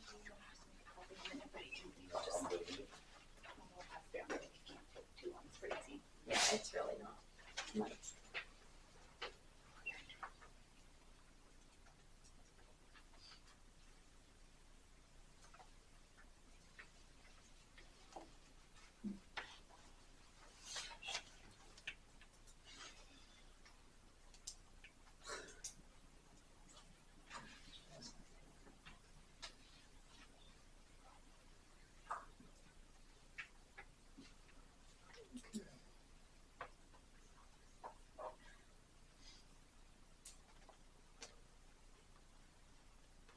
Can you kind of tell us what it's going over or?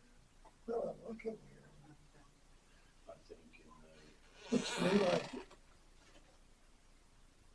it's going up $3.05, or no, $3.65.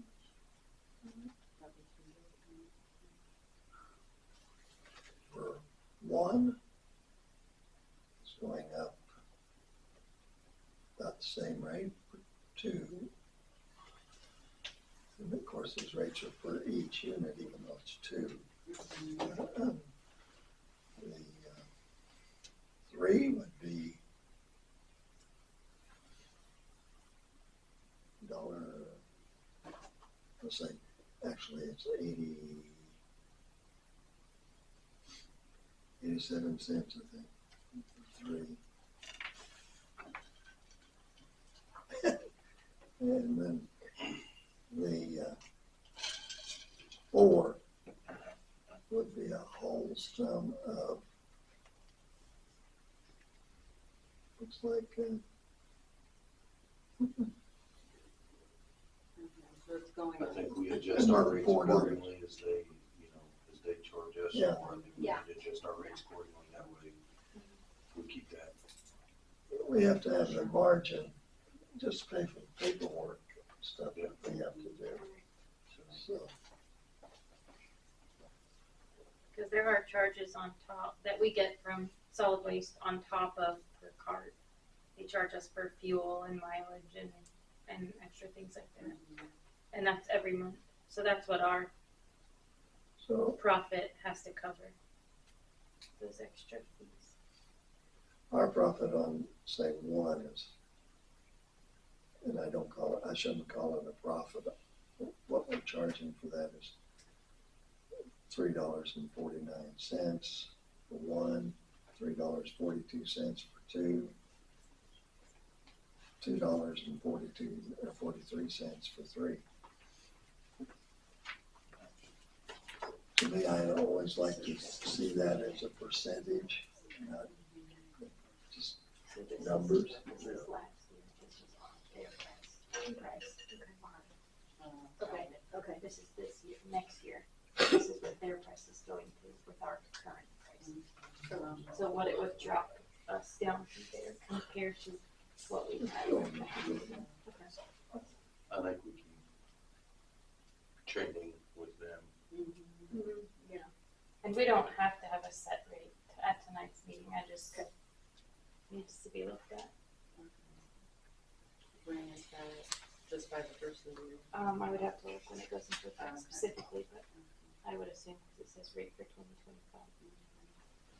I'd do some I will look. quick math, figure out what we're getting at present for percentage. Yeah. And use that number as a multiplier to determine what we will charge in the next year. Or the next period.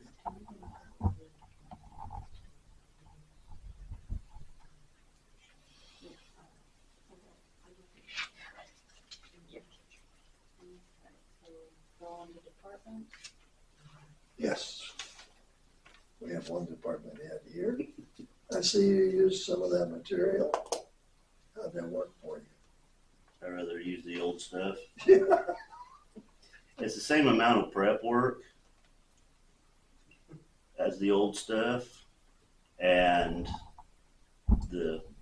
it's just more handling the material with the bags than the loose. 'Cause the loose, you can dump it out of the bucket and fill the hole, where the bags, you got to pick them up to put them in the Bobcat. You got to take them to the job site, pick them up, cut them, pick them up, and dump them. So you're grabbing 50-pound bags for how many ever you need for each hole, where the other stuff's just loose and comes out. I am curious to see what the rejuvenating properties of it actually do or don't do. But as far as use, the other stuff's easy. The prep work's the same, and the use of it's easier. A little bit faster for the old. I A little don't bit think faster that- for the old. You get more done in a day than with the bags. Exactly. Yeah. So, I mean, we'll see what it does as far as the rejuvenating around it, but I know doing the clean out and stuff, there's patches that I did 2 years ago when I started that still are in there tight and good. So, We'll see how this works. Yeah, I just say keep filling potholes. yeah. We've got a lot Yeah. to do there. So any work you can do on that, Nick, Yeah. would be great. because y'all know that it's gonna, as of after tomorrow, it'll be me, myself, and I for however long, so we'll get as much done as we can, kind of like we were at this point last year. So, Well, I did see you filling potholes down on Kansas, and he was, and I greatly appreciated it. He was doing a good job out there by himself, but yet he was still doing a good job. So I appreciate it. Because that one, I'll tell you what, you could open up a right. small pool there. What's our rhyme or reason on how we're going here on potholes? Are we just, I know you did, was it Fairview? We did Fairview because that was the best road to get the holes knocked out and save a good road. And then we started working our way up the intersections of Main Street. And we're here at the corner of Allen and Main. Is how far up we've gotten. I did the ones by the State Bank's interest. That looked pretty good to me. When yesterday. Did you do that with the old or new? With the new. The new. Yeah, I took that, since we had the new, took it over there to fill those holes and see how it worked, and then took some over to that big one on Kansas. Yeah, that's good. And the game plan at this point, unless somebody points me in a different directions, I'm gonna continue to work down Main Street and get our exits off of Main Street as good as they can be, and then move on to the auxiliary streets. Sounds good. I think, I don't know, this is just how I think, you start West Street to Main. Use Main as a divider in town. All the east and west streets on this side of town. Work down those. Then all the east-west streets on that side of town.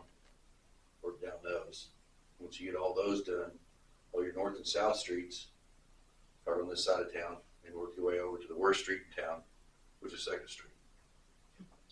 4th Street gives it a run for its No, money. I was gonna say, yeah. Sarah Road's pretty bad. Yeah, I was gonna say. But you're working, Yeah. yeah, basically a grid through town. Is there any routes that Well, buses take that? Well, we don't, as far as right now is, there's not, we'll just have in town for preschool. But, But still, it's a route. it is a route, but, it just depends. Because right now we've got a certain amount of kids now, but that doesn't mean it's gonna change. So, they kind of go all over town. So I think if anything comes up, I think I can just let you know to let Nick know. Because we'll start running those next, but preschool won't start until not Thursday next week, but the Monday after that. So that would be more of the in-town driving on the buses. Good. I don't think I've made a big. I went up to Lawrence, did the school thing, and then took 2 water tests, passed both my water tests. So I'm a level 1 that we need here now. Well, congratulations. Yeah, congratulations. Little shocked that because I only had about half of the book studied because I still had like six months of classes left. Well, you worked at Maine Corn though, isn't that like water stuff? No, Right? it has nothing to do with what Well, we you're not- do. You're not. I mean, you're But- smart. I mean, This stuff. I know. And so I started studying for the sewer. Plan is on the 27th, there's a sewer prep class in Wichita. I'm gonna go down to it on the 27th, and then we test on the 29th and see how that one rolls out. Good. Good. Good. Very great. Good. That's great. Good job, Nick. And from the class, one of the things that we may, like me and you talked a little bit about, and one of the things we may want to look at some point is one of the big things they talked about with water qualities and stuff was treating the wells and cleaning the wells. And I know Galva just did one of theirs, and I think Austin's already left. I was going to talk to him about that, but I don't. Oh, there you are. You're just hiding behind your dad. I was like, didn't you guys just do one of those? Well, we did well 2. Because you acidized that. We call it rehabbing. We did that probably a year and a half ago. Okay.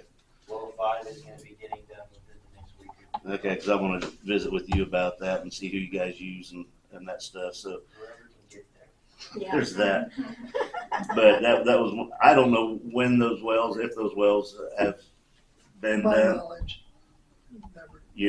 And I think some of the magnesium and iron problems we have, we could get some of that cleaned out with a good cleaning. Because I'm guessing by just when they pulled our wells out last year, we had both wells pumps replaced in the last year and a half. And when they pulled them out, they had a lot of sludge build up on them. So I'm guessing, if we get those cleaned out, our water quality should raise after that. I don't know what kind of cost, remember what kind of cost you guys had on? Well 2 we pulled ourselves. So we didn't have a lot of cost. I mean, we had some. Right. They scoped it, acidized it, brushed it. Now, did they do bacteria testing? Because I know the guy from KDHE was real big on before you acidized anything to do bacteria tests from the bottom of the well, so you knew what bacterias and stuff you were treating. I don't think we did that on well 2, but we did it after, all the coliform and everything. Right. We did all of that after to make sure everything was good before it went. Right, because he was talking to different bacterias in the bottom, and it would be different acids, different treatments depending on what it was exactly down there, instead of just a blanket treatment to get the best results. But I would assume, like all tests, you do that, you hold the well, take a sample, and then wait for Pace to get you your results back, so you know which way to go, and then down the well. Our stuff does Uh, they're pretty quick and cheap. Check into those. I know they used Pace when I started, so that's any special testing I go to Pace. So, but it's something I think we probably ought to look into. Like me and Earl talking, I know we're talking about drilling new wells, but that's probably in reality 2-4 years away yet. By the time you find water, get all the rights, and actually start putting holes in the ground, we're probably 2 to 5 years out before there's new wells here. And if we could spend something, Have you ever looked at the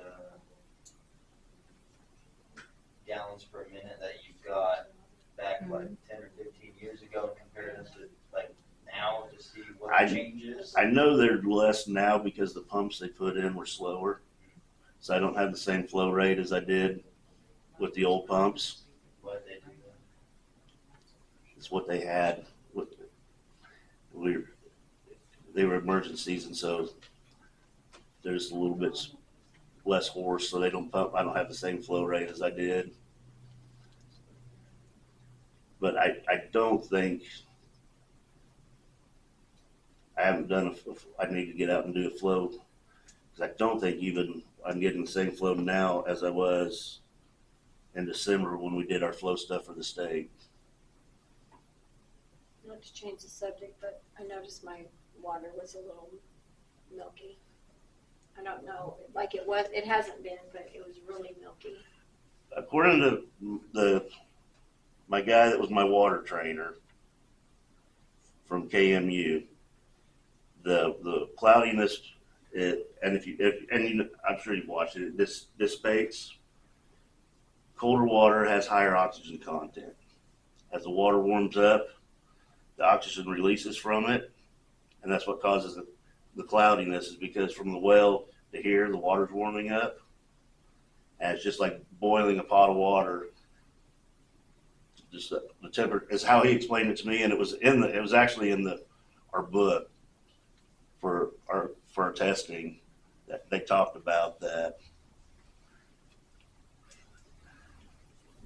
But I haven't seen it we've got the bubbles, Right. the bubble stuff, but I haven't seen the milkiness for a while, but it was there this afternoon. Like it wasn't this morning, but then this afternoon it was. So I was just curious. I think treating the wells would be a plus.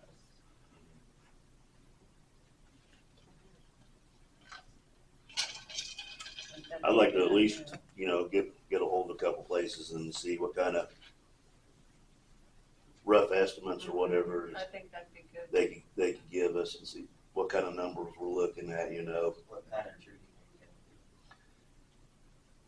Hopefully just acidizing and maybe a surge, but I'm guessing those slop filters down there are just plugged with the manganese and iron down there. Probably gonna have to airlift it. But get in there and find a few places that can do it. And Are our wells cascading wells? I think we're just right on the edge. What I've always been told, that we're actually in the aquifer, but we're just barely on the edge of it. That's what I heard. Well, if we're cascading wells, it wouldn't make any difference. Because cascading wells, the screens come up high enough that I believe they probably are cascading wells. And the water comes in high and drops down, and then you pump it out.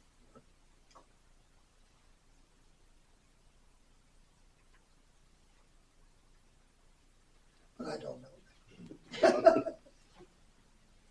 For sure. I think you're going in the right direction. Yes. Good job passing that test, because I know it's not easy. It's not easy. That's what Case told me. Now I don't know about that, but it's not easy. Very good job on that. Yes. Very good.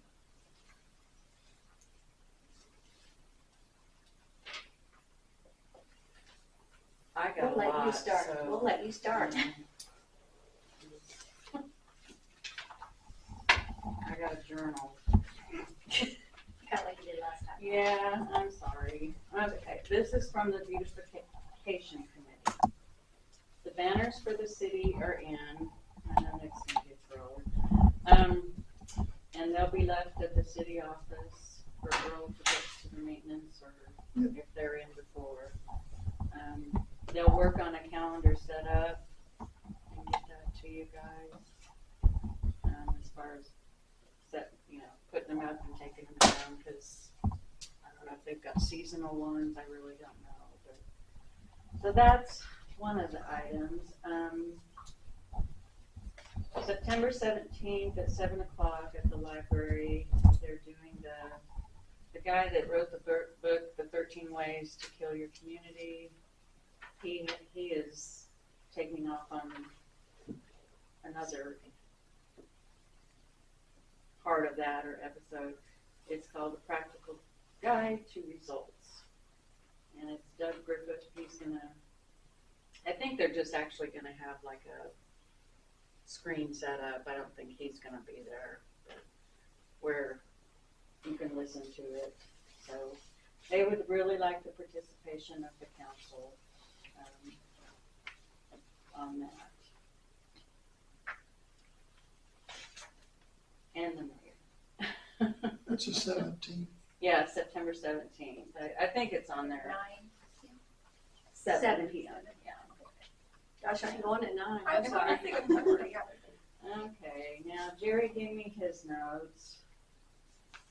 He was wanting to know, Nick, about the status of the water meter rotation. Have we ordered any water meters to start the rotation? We have some on stock to get started, and I've replaced a few this last month.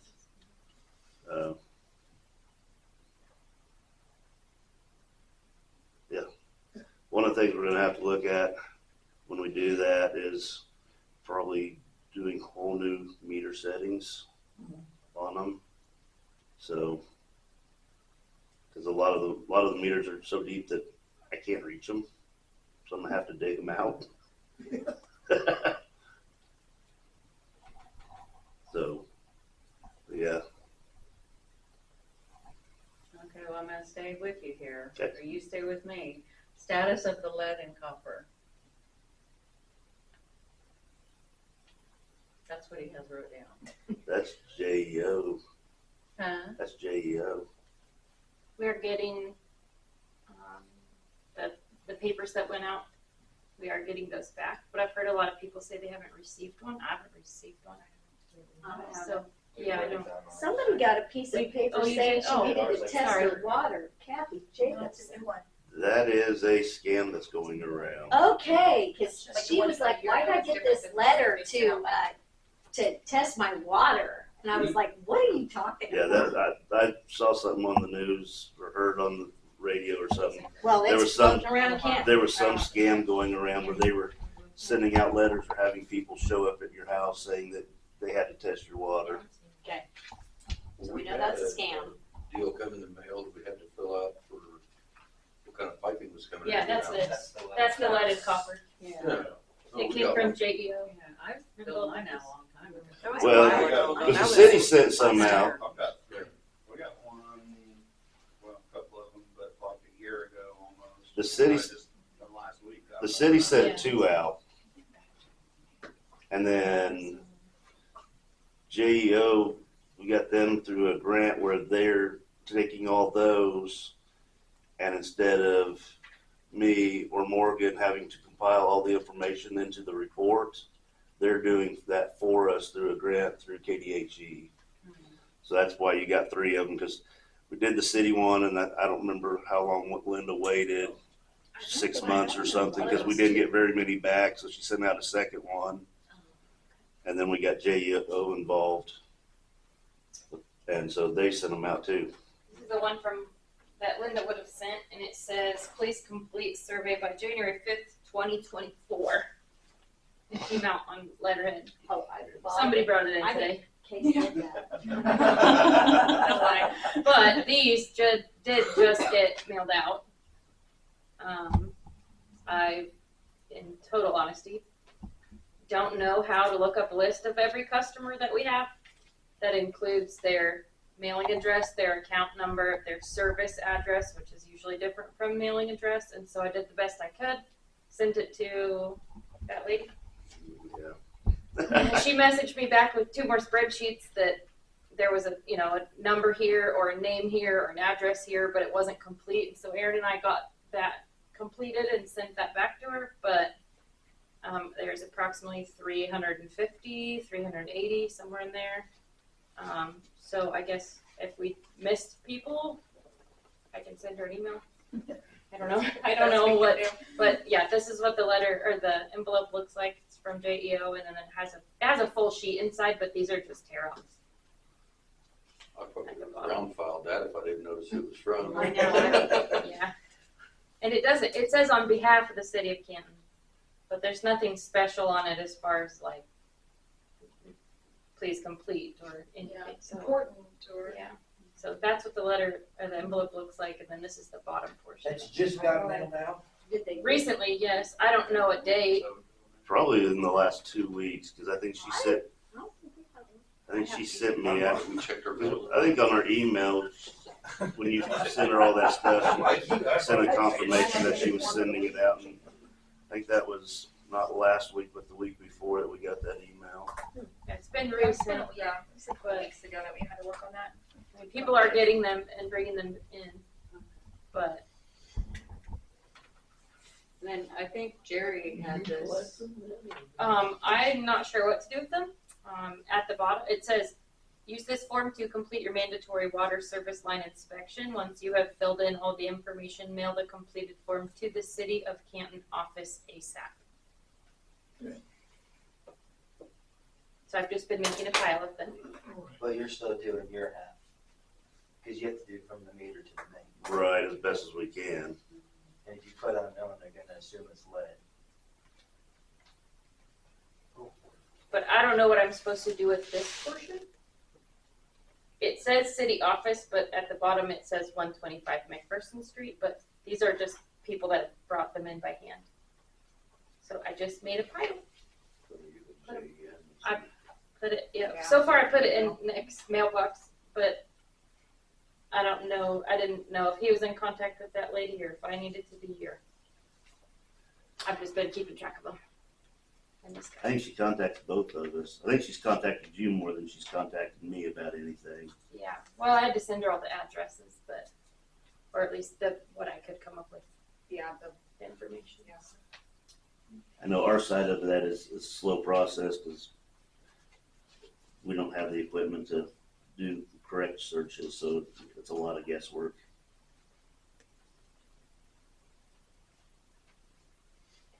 Okay, well, and I think Jerry's got a copy of this in each of our files, and I think it's an emergency response. That came from Mark. Yeah.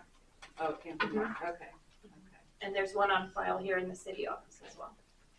Do you guys need one at the fire station, or? Oh, I'm sorry. Yeah, I would think that'd be a good idea. So Morgan, could you get Danny a copy of that? Sure. For the Yeah, I think file? it's more of like a look over, and if you Oh, if we see subtract, anything. yeah, okay. and then we can adopt it as. Don't you think we should have some input from the fire? Oh, for sure, yeah. Okay, so if you wanna, you can have my copy. Well, and I get can, another copy. I can talk with Mark too. I don't know if there's any meetings coming up where emergency operations is a topic, or I don't know if he does some of that with Julie, or I have no idea. I just think they probably ought to be. You got him a copy? Thank you. Okay, I'm gonna move on to my notes. And a lot of mine are gonna be directed to you, Mr. Hubert, our city attorney. Okay. I think just for clarification, I think you're filming last month, Randy? Yeah, as a partner at the law firm. Yeah. And Yeah. has extensive city knowledge and is my backbone behind me on everything, so he is a great resource. So glad on y'all that- got to meet him. Yeah, on that museum property. I have a deed ready to go on that. There was a weird glitch at the appraiser's office that we got sorted out. I just want the consensus from the council to fire that off and we can get that. There's no Somebody signature mentioned that needed. there was maybe a glitch with the Yeah, and we got that Okay, figured out. great. Okay. So, yeah, I just need consensus. There's nothing for the city to sign, but we'll just be working with the corporation head, resident agent to get the signature on it, which would deed it to the city. Okay, And then from there it's done. So great. as long as everybody's in consensus that we want to move forward with that. Jail. Yeah. The Friends of Canton wanted to give that back to the city. So, because we own the jail and they have the museum and the electric box, I think, is in one part for both parts, and they just feel like whoever owns one part should have both parts, so. So we wanna get that back in the city's name. And I believe Mark had said he would use that space as office space. Is that Yeah, I right? think there's a possibility that Mark. If it might was even move possible. Over there, so. For this use. So I think it's a win-win for the city, so. So yeah, I'll make So, yeah. contact with the Friends of Canton agent and then we'll move forward from there. Okay. Great, that's good news. Now we will go on to, I think Morgan sent you a bunch of information on the ground over there off McPherson Street. That has tied in to with do the with the railroad, yeah. Yeah. I need to do a little more looking at that. I've Okay. started some initial stuff, but it's, yeah, I'm gonna need some more Because information. Tyler Lacey is the gentleman that wants to expand his business. Okay. And we definitely want to be on board with him on that. Okay. So if there's anything else you need. I'll reach out if there's Okay. do something more. I just need to get a better grasp on it. Okay. Well, I'm not done with you. That's fine. Okay. Okay, I hope I got that piece of paper. I have a quick claim deed. I've been working on this little property down here. It's called the Fisher Memorial Park. There it is. And that was deeded to the Canton Historical Society. Okay, so the Canton Historical Society, from everybody that I've talked to in this town, does not exist anymore. Okay. And I have not been able to find out. Cheryl Everhart, which is kind of tied in with the Friends of Canton, would have as much knowledge as anybody does on this, but she told us that she handed the city clerk a file years back and thought it was already in our name. But of course it's not. I went to the register of deeds office and that's all they have. Thank you, So, Liz. yes, that's yours, yeah. But I would like, I think there's some back taxes, minimal, that's due on that, but I would just like to keep that with the city. I talked to Dale Anderson, he was the mayor at one point, and he did not want that property because he said we already had too much to take care of as a city, so they opted out at that point, but I can just track down a status and see what we can figure out and bring it back. And okay. we don't need a decision on that. I can just do a little digging and see what we can find out. Well, I figured that much would help you. So. Was it under a different name before it was Fisher Memorial Park? Do you know? Not to my knowledge. Okay, Not I to just my wasn't knowledge, sure. no. I think when the society bought that, that's what they named it. Okay. Because that's who gave it to him, was Violet Fisher, I think. So. But nobody seems to have a file where I can try to, locate. I didn't get over to The that. dungeon? Yeah, the dungeon. But I might look over there, so. And I was gonna ask you, we've got a big swim party coming up Sunday. It's the end of the year, all that good stuff. Our manager was asking, it's in Kansas, is there an age restriction on like 14, 15-year-olds working past? I don't think it would go past 10 o'clock. 16, I think it just has to, there's a break over at 16 for ages to work in Kansas, but it has to just do it total hours. I don't know that it has to do it hours into the night or anything like that. 15 is different, so I think the break over is 16 to 18 there is one category, and then 14 to 15 is a different bracket. So there are different requirements. Okay. But I can double check. Okay. Yeah, if you could, I guess I Quickly. need it tomorrow. Yeah. That's fine. Okay. Do we have 15-year-olds employed at the pool? 16-year-olds? I think we have 15s, yeah.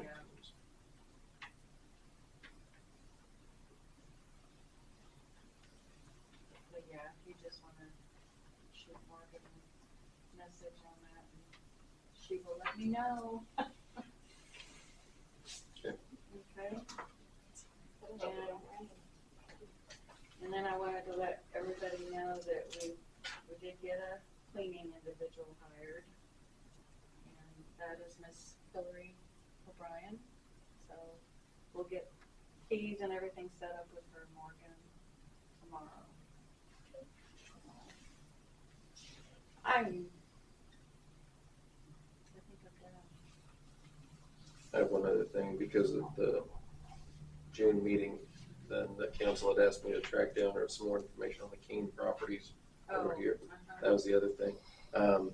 There is going to be a foreclosure sale done by the county this year. They haven't done one in a number of years. They're on the list. That property will be taken care of, so it'll be going up on the normal tax foreclosure sale that the county will do. So Is that the Main Street property? Yeah. Okay, that's 306. Is that? Yeah, I think they have two lots. Yeah, Yeah, there is two yeah. lots. So both lots are gonna be Yeah. on that. So So it'll be up for the foreclosure. yeah, sheriff's sale, tax Sheriff's sale, foreclosure. okay. So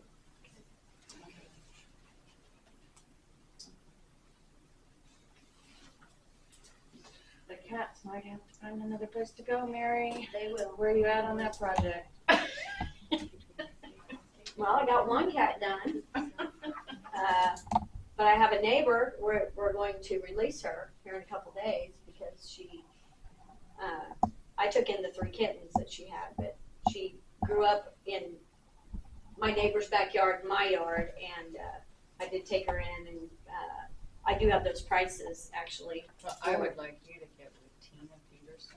Yes. Because I know she has some of those cats, but there's a bunch of cats There- in that there is. house. There is. So- I do know that I took the first one to Jess Shear and had her do them. She will, and I got rabies, all the shots that included that plus per fixed. All the shots included for $100 for a female. All shots and everything for her to be. McPherson's a lot cheaper than that. Not necessarily.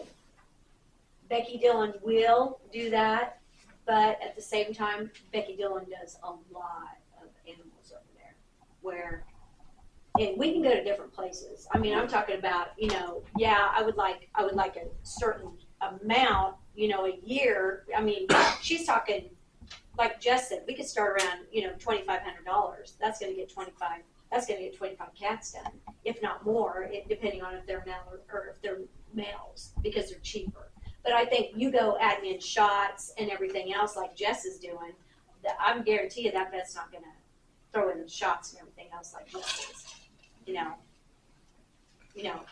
But I'm just saying, we'll have to look for grants as well, but we gotta start somewhere on this, and we're notching their ears, which is another expense, or she can do whatever. We just figured the Notch would be just as easy to do it, but like we're gonna release her back in our area because that's where she came from and that's what she knows and everything. But I have a neighbor who thinks that, because if anybody would like to try to put a collar on her, be my guest. She's not bad, but like Mark wanted me to try to put a collar on her and a breakaway collar, but there wasn't any here for me to try to get one on her. But so that's why we opted for the Notch in the air to symbolize that she is. I mean, you can look at her and tell in the air, but I mean, we're just starting all this out new. I mean, this is my first go around. I got another cat that I need to nab up over by Brian Poor's house because she seems to think, oh, I trust me. Like I told Mark, we're one and we got 20 million to go, but it's just a process, and I know it needs to be addressed. Well, while we're on the subject of animals, I noticed something the person does on the last day of the pool that maybe I thought we might check into. Can I answer that? We did one year, and we about had a dog fight, really bad. I mean, that's the responsibility of the owner of the dog, but where they let the dog swim the pool. Oh. $5 a dog. On the last day, pool It's fixed gonna to drink. depend on if we. Well, I think another thing we were worried about when that happened too, we took him in the baby pool because you can't very well let him go in the 3 foot where McPherson has that 0 entry and everything, so they're not going to end up in the deep end. And I think we had one dog that had jumped in, a boxer, as I can recall, and he was going under. I mean, he's literally drowning.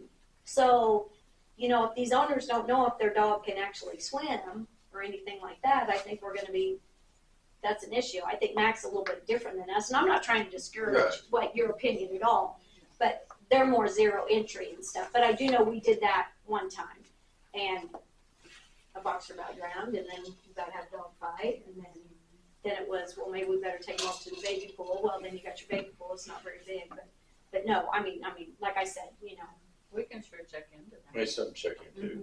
My dog would love that. and they have to clean up their messes because we had dogs so that's what they're told in the paper too in McPherson, that you have to clean up their messes. So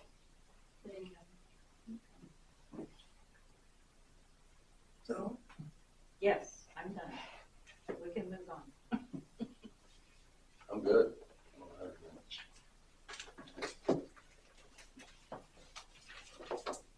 I don't either.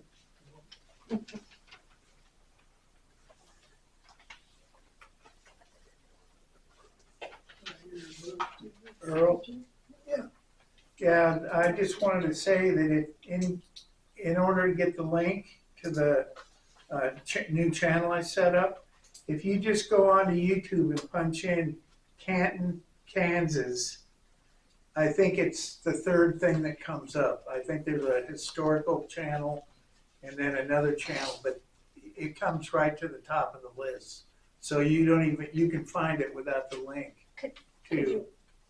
could you maybe post that on the city website of how they get into that? Because I know there was a lot of people that couldn't find the videos or something. There's a I link tried there. it the other night when I seen it and it did not work. It pulled Well, up in Ohio. I changed the channel, there's a lot of and people so that's if you were getting a link to the old channel, it was shutting you down. There wasn't anything. So at the beginning of the meeting, when you said that you posted a new page, you emailed me the link that Yeah. takes you directly to the new videos. Yeah, And I've emailed that to our website care guy right. so that he can create a new link on the Okay. city website. It's right in the front center of the homepage of the city website. Right. So there's a link there currently, but it goes to the old place. Okay. But But it'll get updated. yeah, but I tried to make, I didn't plan on this taking off like it did. So I tried to simplify it and make the dedicated channel to make it a little easier, I was surprised, so. I did have one more thing. I'm sorry. I don't know if I can find that piece of paper. There is a a workshop thing, class, whatever you want to call it. Oh my gosh, I just had that in my hands. Okay, it's October 10th and 11th.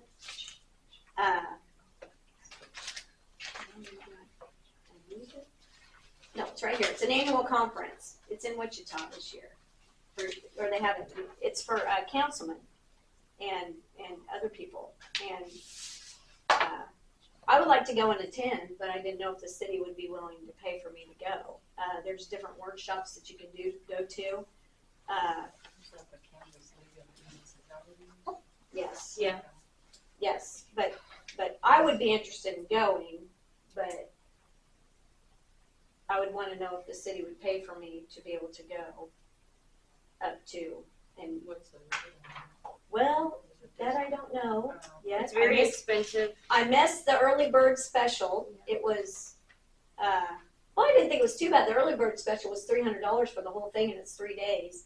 And then they have a big banquet and everything else. But you can go like it'd be like different things. But I think it would benefit me as a new council member as far as going to different sessions and stuff, because they have two to three different sessions a day, Thursday, Friday, and Saturday. So I would like to attend some of those, but When is that? that it's October 10th, 11th, and 12th in Wichita. It's the Leafs annual conference. Yes. But I missed the early bird special, which was July 29th. So I guess I can get more information on that to know what the price is. So if anybody else would be interested in going as well, you know, I just would like to go. I was told that it's different for different, like council compared to clerk, compared to attorney, compared to mayor. There's different things for every person. Exactly, right. But yeah. when I talked to Anita about it, she said it'd be good for you to go, but you'd be so overwhelmed that you wouldn't learn anything. Yeah. Which I had already decided I didn't want to go because it's for everybody. For me specifically, there's one just for clerks. Right. At yeah. another time. Yeah. But It's just got different information. We go in one session and talk with other cities, you know, and I don't know if they posted there was kind of a general summary, like breakout sessions may include, but I don't know that there's a schedule that I've seen yet. yeah, I did. I think I have it on my phone. I just printed up the small thing, but I can print that up and give everybody a copy or whatever. I can bring it to you and you can send it out. But, so that's what I have. Well, I'll make a motion to adjourn. Second. Oh, okay. Motion has been made. and seconded Wait, to It's fine. It's Wait. fine. Go ahead. No, You she should has have something. just clerk say. Yeah, we have a clerk here. Oh, It's sorry. fine. I just have an email from the state health insurance that we have our contract through December 31st at midnight. However, we have to notify them of our decision whether we renew or not renew, and the deadline for that notification is September 1st. Okay, well, I have been researching. Yes. But I'm just making everybody aware that there has to be a decision made by September 1st. Wow. Okay. I don't know what happens after September 1st, if you're kicked off or if you're renewed, or I don't know what they do, but Our that's next the meeting deadline. isn't until the 12th. Yeah, Yeah. so, Okay. so. I mean, they sent information about renewal, which I forwarded, I believe, but Yeah, well, yeah, Yeah. there'll have to be something. okay. I just got this on the 5th. And Tyler, Jerry said that you have the name of the individual. I do. I can just look I was it just up. pulling it up. Okay, great, because I will check with. Because I'm just checking with straight Blue Cross Blue Shield. Because he can pull a lot of the information out of this state, non-state, where we're at with Blue Cross and. Did you have enough information to look into that one I sent you through the lead? I haven't done that Okay. one yet. One of the emails from the city clerk group said that they applied for it and that they were not accepted. So I don't Oh, know what wow. kind of process there is, but it exists. so I sent it to you. You have to apply for it? I don't know how it works. I'm sure they only accept so many people because True, it's small. true. And maybe it just depends. True. I don't know. Mhm.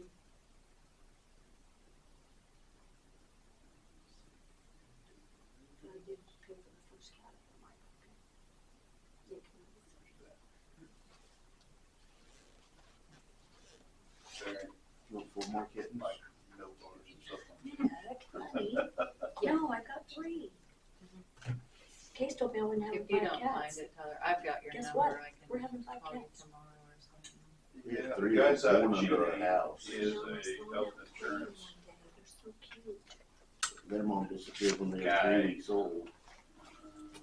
And then here, they're about 8, 9 weeks old. like And then too. a 4-week-old kitten showed up. But he does all of them, like 7 or 8 different health insurance. He went through for us.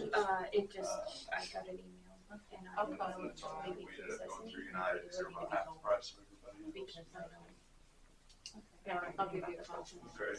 Yeah, give me a call, I'll get And it. maybe something I've saved after. And if you have any like Picture. concerns about properties, I mean, I'd suggest you talk to him Okay. maybe before he leaves. Yeah. we'll do that. You got beer and all that fun stuff, Okay. but The other thing on my report is I got an email that says tax specials are due to the county clerk by 8/25. I don't know if we have any that need to be added. I don't know the process for that. But I just wanted to mention it so that it didn't go by and then somebody say, hey, we need to do this. So, Tax specials. I know, That's more like when you've had a development or something in an area, and normally there are specials associated with those properties to pay for the development of the infrastructure. Placing of water lines, putting in curbing and guttering, those kind of things are all special taxes, and they're on a term. So then once they're paid back, then the special drops off, like 10-year term or something like that. But unless there's been some kind of a development or something like that that's gone on, or normally it's for a neighborhood, not just a specific Right. property Do you- piece. So do you have to do anything as far as like reporting it when they're finished? Or do they just normally finish on their that's own? when, normally it's when you pay them back. It's normally like the city's fronted some money or some cost in order to incentivize a development that has now been completed, and now the city's either sold the lots or worked on something like that, but now they're assessing those, or before they sell the lot, I guess, would be when the specials get applied, and then the lots get sold and they have a special tax on them. So, I think that was set up on this little part. was it? Okay. Yeah.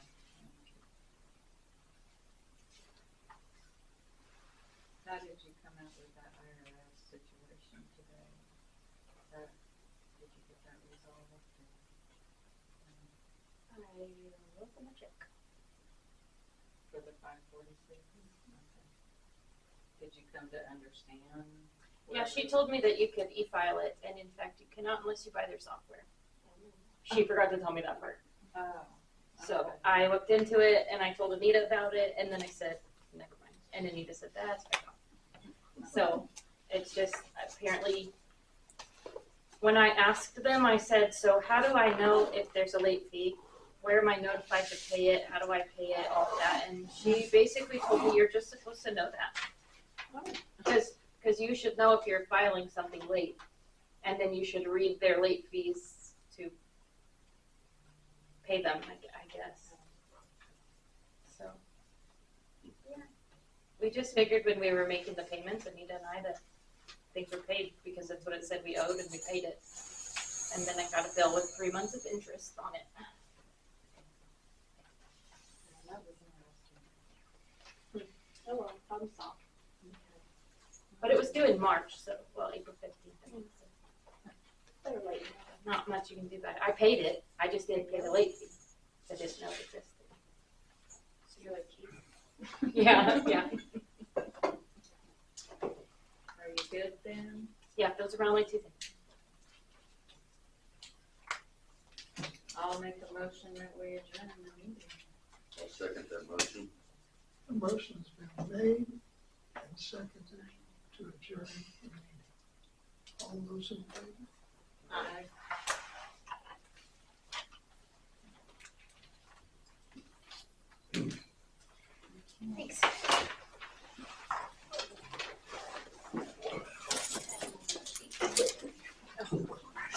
mean, I was up at 5:45, but I fell asleep for like 10 minutes.